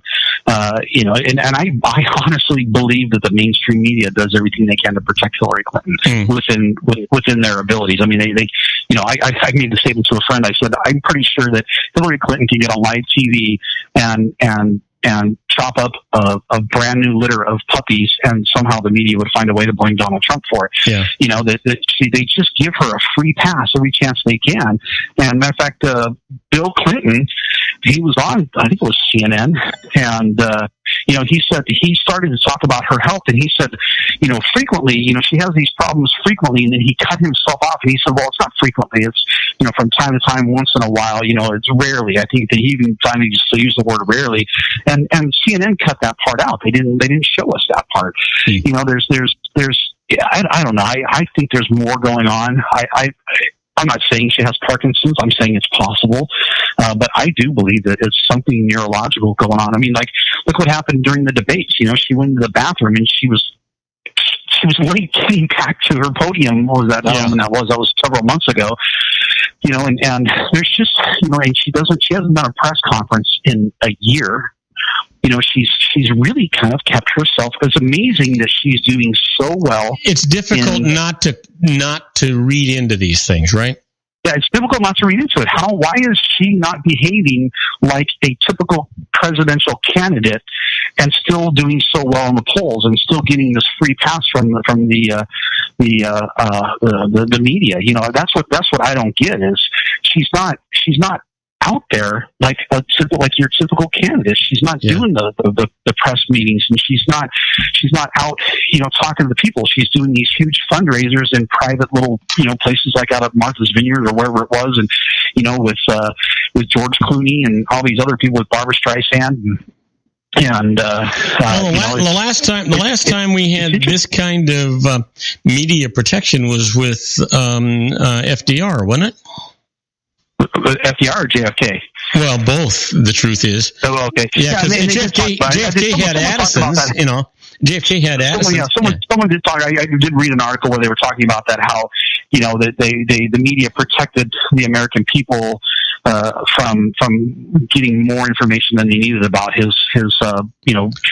Well, yeah, I mean, with JFK, the American people were protected from seeing the president incapacitated with Addison's. They were also protective of FDR with the polio, and the fact that he needed help. And so, I mean, it just seems that those kind of things happen. It was the same thing when Eisenhower had a massive heart attack when he was in office, and they seemed to bury that pretty much. Yeah, and I think with things like, especially like FDR with the polio, that's not something that's going to prevent him from being a good president. You don't have to be able to walk to be a good president, but you definitely, Parkinson's is a whole different level of health concern, or some sort of other neurological, whether it's, when I first said, I said, she could have all kinds of, she could have multiple sclerosis. She could have a ton of different things going on with her, and you talk about overheating. That's what people with MS do. They get hot. They actually wear like vests with ice packs and stuff to keep themselves cool. So are you suggesting that all of these medical reports that she has volunteered to the media are not accurate, that they've been manufactured? Because Donald Trump is putting out BS stuff, and so I've learned to first of all, we have two people running for president that 70% of the nation doesn't like, and both of them are crooks, both of them are liars. Both, the only reason I like Donald Trump is I seriously think we need some dramatic change in this country, and that's it's not that I'm thrilled with Donald Trump, but I am thrilled with the idea that there's somebody out there that's willing to make some changes and get rid of this good old boy network that does nothing but collect a paycheck from us and doesn't do what we elected him to do. And that's the thing that I think that I'm right with you 100%, is that both Clintons are deeply steeped into the good old boys network. I mean, they've already proven that as Secretary of State, she was setting up private meetings with princes and all kinds of other dignitaries from around the world because they were giving money to the Clinton Foundation. So she's really, she's just more of the same that America hates. And but to me, there are a lot of things I don't like about Clinton. Mm-hmm. I think she's a very intelligent person. I think that intellectually, is she capable of running the country? Yes, but I do believe that she's crooked, as the word that everyone loves using about her. I just think that she is a person who will abuse her power. But I think that she's a capable person. I think she's very intelligent, and I think she's definitely not someone who is not qualified mentally, but physically, when I look at this going on right now, I think to myself, we could have a president with a very serious medical problem that he may not be around in a year or two. And here's the other thing. They talk about Donald Trump will be the oldest president to ever walk or occupy the White House. The truth is Hillary is less than a year younger than him. Neither one of these people are spring chickens. How old was Reagan? I thought Reagan was... Reagan, when he took office, was, I believe, 68. 67 or 68, Just a year or two behind them then. Oh, okay. Yeah. I thought he was already in his 70s. But, no. And that's, let's talk about health concerns. There's another, everyone, of course, it was hindsight at that point. People said, well, gosh, did he have Alzheimer's, during that? Of course, he probably had Alzheimer's. Did it affect his judgment? Though we don't know. Yeah. But he definitely, again, another neurological disorder. And so do we want to have a president that may eventually not physically be capable of fulfilling the role of president. And so I think her health concerns are a big deal. Trump, he doesn't, he's belligerent and he's kind of an ass at times. And there's a lot of other things about him that aren't very fun and likable. But I think health-wise, you don't see anything weird going on with the guy. Matter of fact, they even with Clinton, she said, that I think one of the statements from her camp was, the 12 to 15-hour days are just exhausting. Well, yeah, but you know what, boy, I'll tell you what. Unless you've ever run for an office, you have no idea what grueling pace running for president of the United States is. The truth is, I'm not near as concerned about the health of either candidate as I am about the judgment of both of these candidates. And and the fact that I do not want to be lied to anymore, and that seems to be what the status operandi seems to be anymore, is that hey, just lie to the people because they're so gullible they'll just take it, and even though they know you're lying, they'll just put up with it. Yeah, and I agree with you on that. It's something that I don't know that we're ever going to have a leader in this country that's straight up truthful. And I'm not sure why it is that people don't seem to mind it. Yeah. I really don't get it. It just blows my mind that people will take a lie, and defend it. I'm not going, I won't defend anybody if I go, the guy, like I'll say something and I'll say, Trump did this and someone says, no, he said this. And I'm like, he did? Really? Can you show it to me? And if they can show it to me, then I'll go, holy crap. I can't believe that. Yeah, I'll own it. Yeah, for Pete's sake, don't tell me that you're going to go out there and work for me and not give me anything that supports that. It just doesn't work. Yeah. Anyway, my friend, guess what time it is? It's time to... It's time for you to tell me what we're going to talk about on Tuesday. Man, you sent me like 8 articles, and we can talk about any of them. So I don't know what we're going to talk about on Tuesday. We'll figure out. So maybe we'll talk about me putting in a door, and that hopefully that's exactly what we'll talk about. We'll see if you nailed those nails in, screwed those screws in, and if you actually put the door hardware on properly. That's what we'll talk about. In the meantime, you have a great weekend. Stay dry, stay high. Well, maybe not high, but stay dry anyway. Stay safe and stay happy. And we'll talk to you on Tuesday, my friend. Same to you, Robert. Had a great time. Thanks. Yeah, great show. It's always great with you. And the rest of you folks, do not go away, because when we come back, we're going to be talking about the birthdays for the day, the secret daily teaching for your life, the Harvard business tip of the day, and, interesting but useless facts. Be right back. Don't go away. If you want to increase your client base and sales, then consider this, the Relationship Building Network at RBN. Given the current economic conditions and challenges, we all need to work smarter, make smarter decisions, invest our hard-earned dollars where it'll yield the best return for our investment.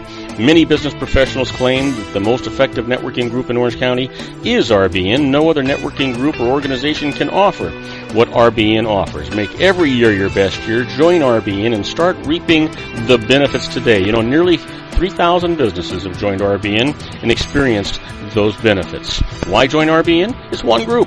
It's one membership. It's no renewals. It's all through Orange County. RBN is a freestyle networking group. No mandatory attendance, no restrictions, no rules, and no penalties. Call them at 949-830-5776 or go to their website at rbninfo.com. That's 949-830-5776.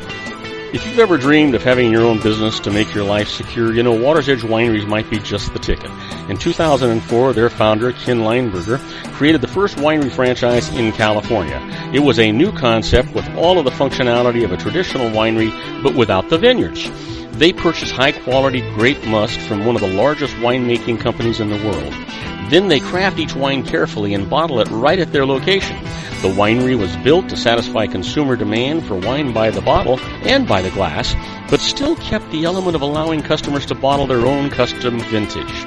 Now, they're opening urban wineries across the United States under the brand Water's Edge Wineries. If you've ever dreamed of owning your own winery, it may be in reach right now through Water's Edge Wineries. Just give them a call at 909-468-9463, extension 700. That's Water's Edge Wineries, 909-468-9463. Have you ever found yourself caught between a rock and a hard place? The law offices of Blomberg, Benson, and Garrett might be just the answer for you.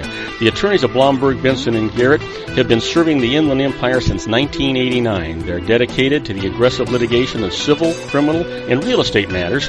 Over the years, they have recovered tens of millions of dollars for their clients.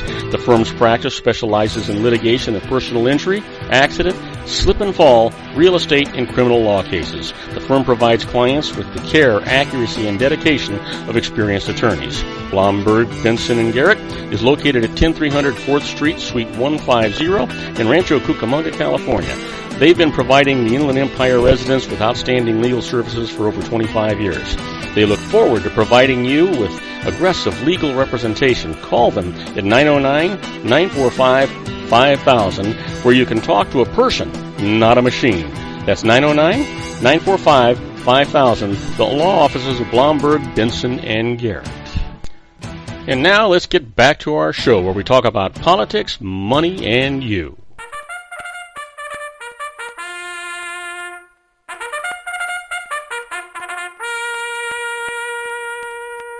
And I am Robert Cardoza. You're listening to Robert Cardoza live on the street at the intersection of business and politics. We're at 4:44 p.m. Pacific time. Still 83 degrees here in the heart of the Inland Empire in sunny Southern California. That's down from 87 degrees on its way to 58 degrees. And if you're listening to us on our globally syndicated network and you're in Madrid, Spain, well, it's 61 degrees and it's clear. And if you're in Tokyo, Japan, it's 73 degrees with some light rain showers going on right now. But you know what? It's time for us to give you the Harvard business tip of the day. And the management tip today is how to develop a good relationship with your boss's boss. Yeah, that's important, you know. Your relationship with your boss is critical to your success, but there's another person who often has just as much influence over your career. That's your boss's boss. Here's how to foster that connection without undermining your manager. Connect with your boss's boss on a personal level. Find a common interest. Might take some digging, but it's worthwhile to forge a bond that's not solely related to work, and pass along compliments that you receive to your manager. You know, your boss will likely send the kudos up the chain of command since your success reflects positively on him too. And then volunteer for cross-functional committee. This increases your exposure to new parts of the company and brings you more visibility. And then finally, remember who is number one. It shouldn't look like you're going around your manager. Find ways to publicly show loyalty to your boss and keep him in the loop. Copy him on all communication that you have with his boss. Always do that. Don't ever give the idea that you're undermining your immediate supervisor or immediate boss. Well, time for us to talk about the secret daily teaching for your life. It's all about a positive mental attitude. And you know what? That just means that you control your life. Nothing else does. I mean, nothing else does. When you get up in the morning, you look in the mirror, you say, wow, I'm going to have a fantastic, profitable, productive day today. Yeah. You decide if you're going to be happy or sad, a success or a failure, rich or poor. You decide even how the people around you are going to be responding for the day. So you know what? You might as well have that positive mental attitude. Now, you know what? Our secret for today, the teaching for today, is your thoughts, feelings, and beliefs are creating the movie of your life. They're invisible forces which exist within you, and together they're creating your life movie, which is screening as your life experience in the outside world. Your thoughts, feelings, and beliefs are under your direction, and you can change all of them. When you do, you'll see the movie of your life change immediately. Yeah, it's all about a positive mental attitude. Well, you know what today is. Sure you do. It is Thursday. It is September the 15th, and it is somebody's birthday.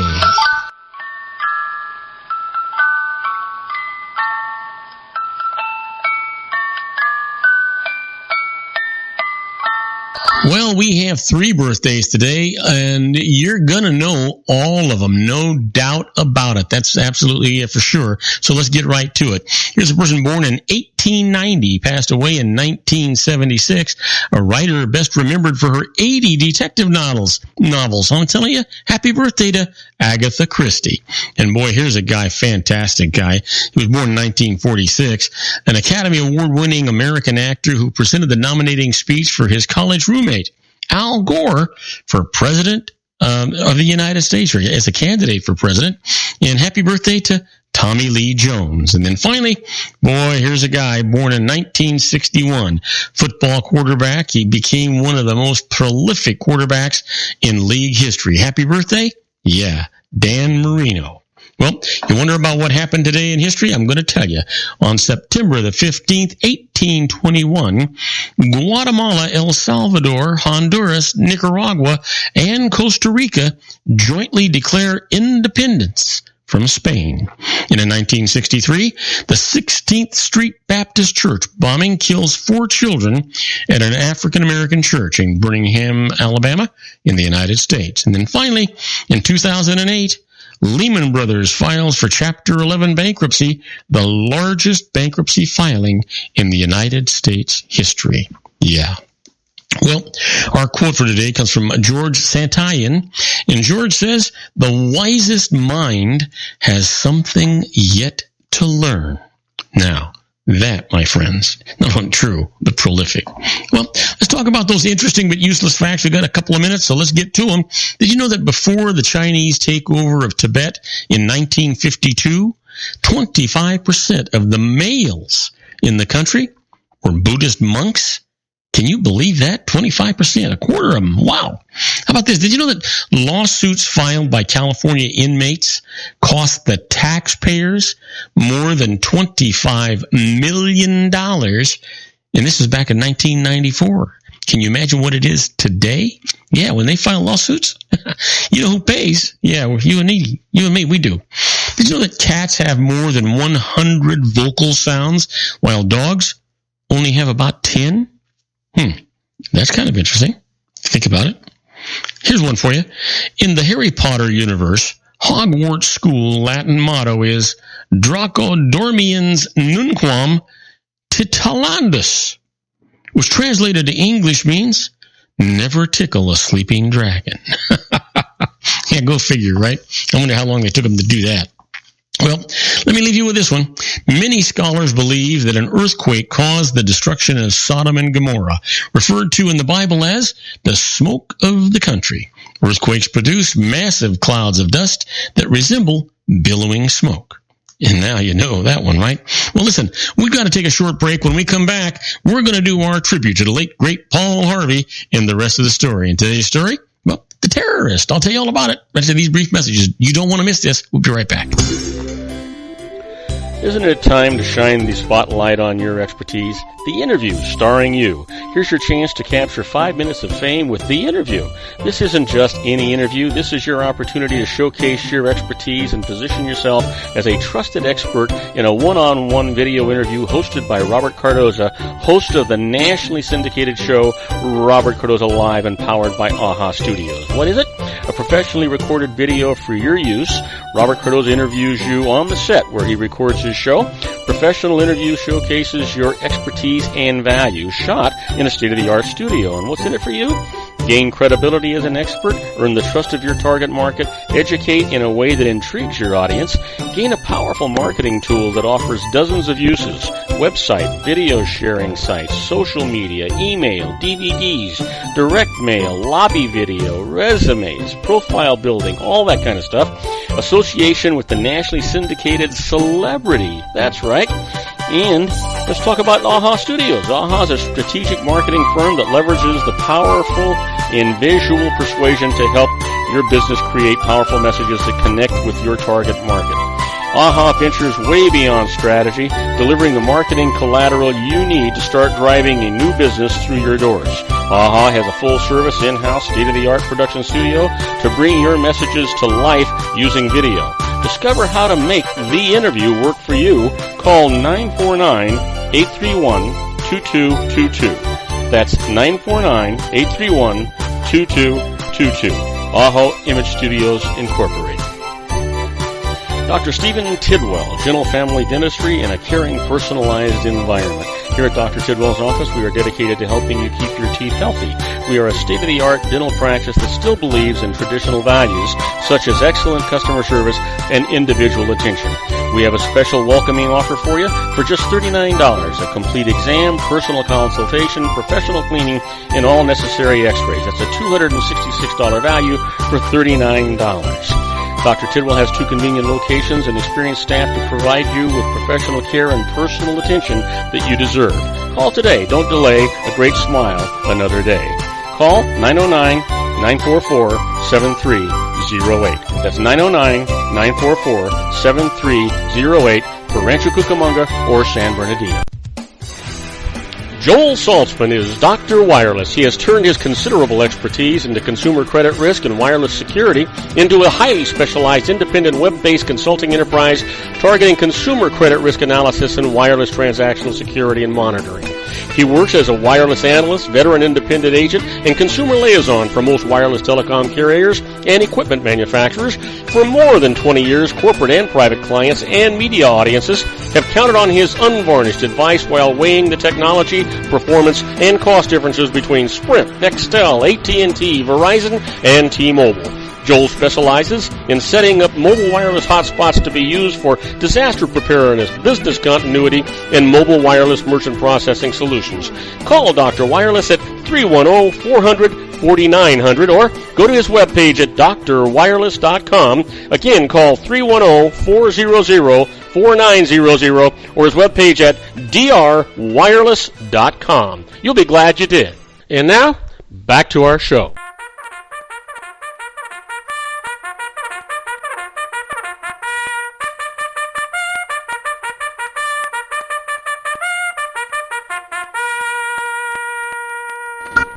And I am Robert Cardoza. You're listening to Robert Cardoza live on the street at the intersection of business and politics. We're at 4:54 p.m. Pacific time. It's still 83 degrees here in the heart of the Inland Empire in stunning Southern California. And if you're listening to us on our globally syndicated network and you're in Sydney, Australia, well, you know what? It's 63 degrees and mostly cloudy there right now. And in Auckland, New Zealand, it's 64 degrees and mostly cloudy. But right now, you know what? It's time for us to do our tribute to the late, great Paul Harvey.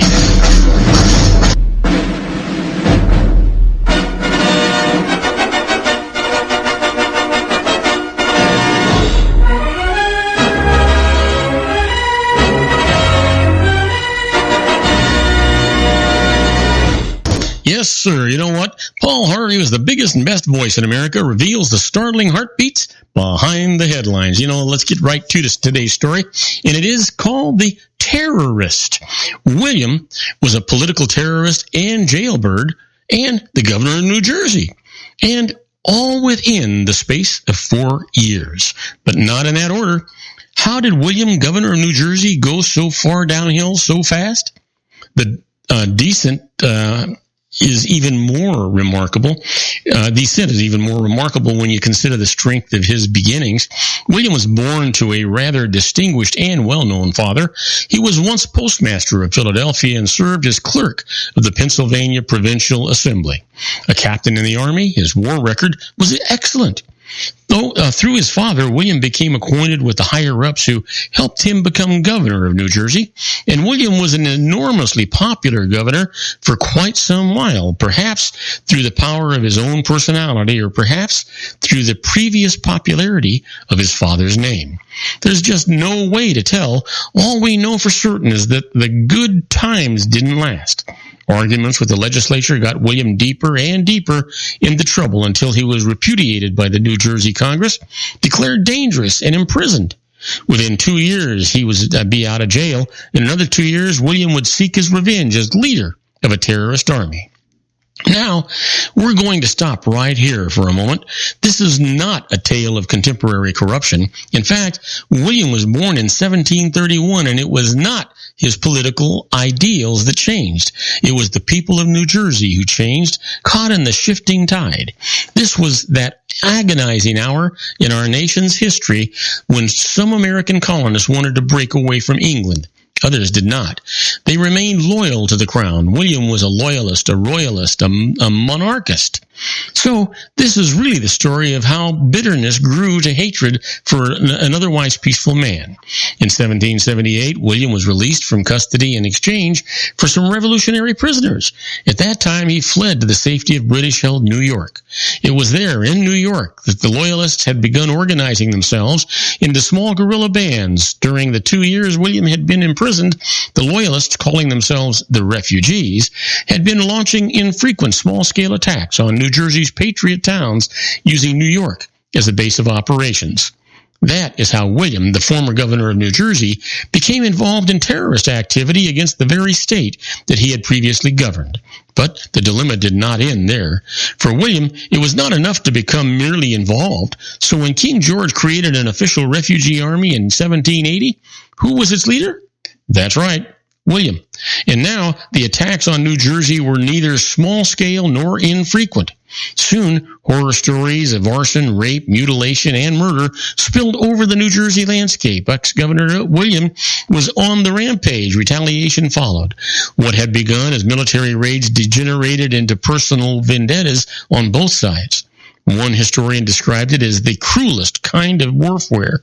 Those back-and-forth skirmishes between the refugees and the New Jersey militia, in fact, the fighting was so bitter, so personal, that the ill feelings did not fade with the British capitulation at Yorktown in 1781. In 1782, the violence and brutality were still going on. Revolutionary Renaissance man Benjamin Franklin made an interesting observation when he described the Revolution as a civil war. It really was, even though the Declaration of Independence suggests that a united people opposed the British, nothing could have been further from the truth. It has never been accurately determined whether the Loyalists or the Patriots were in the majority when the Declaration was signed. So, Ben Franklin was right. The Revolution was really a civil war. How keenly that point is brought home in the story of New Jersey's governor turned terrorist, William Franklin, Ben Franklin's only son. And now you know the rest of the story. Well, on my next show, John Matthews and Joe Hakers are going to be here. We'll be talking about conservative politics on our semi-weekly simulcast. David Garrett will be here for another installment of Garrett on the Law. And I'll contribute our tribute to the late, great Paul Harvey with the rest of the story. Tomorrow's story is A Stranger on the Road. Please tell all your friends about our show here on the RLC Broadcasting Network. That's our show for today. Beginning today, treat everyone you meet as if they were going to be dead by midnight. Extend them all the care, kindness, and understanding that you can muster. Your life will never be the same again. So many of our dreams at first seem impossible, then they seem improbable, and then when we summon the will, they soon become inevitable. You know, the real secret of happiness is to make others believe that they're the cause of it. Robert Cardoza Live is brought to you by blogtalkradio.com every Monday through Friday from 4 p.m. to 6 p.m. Pacific Time. Now, go out and make it a great day. Your host has been Robert Cardoza, the technical advisor, Matchstick Digital, and your executive producer, also Robert Cardoza.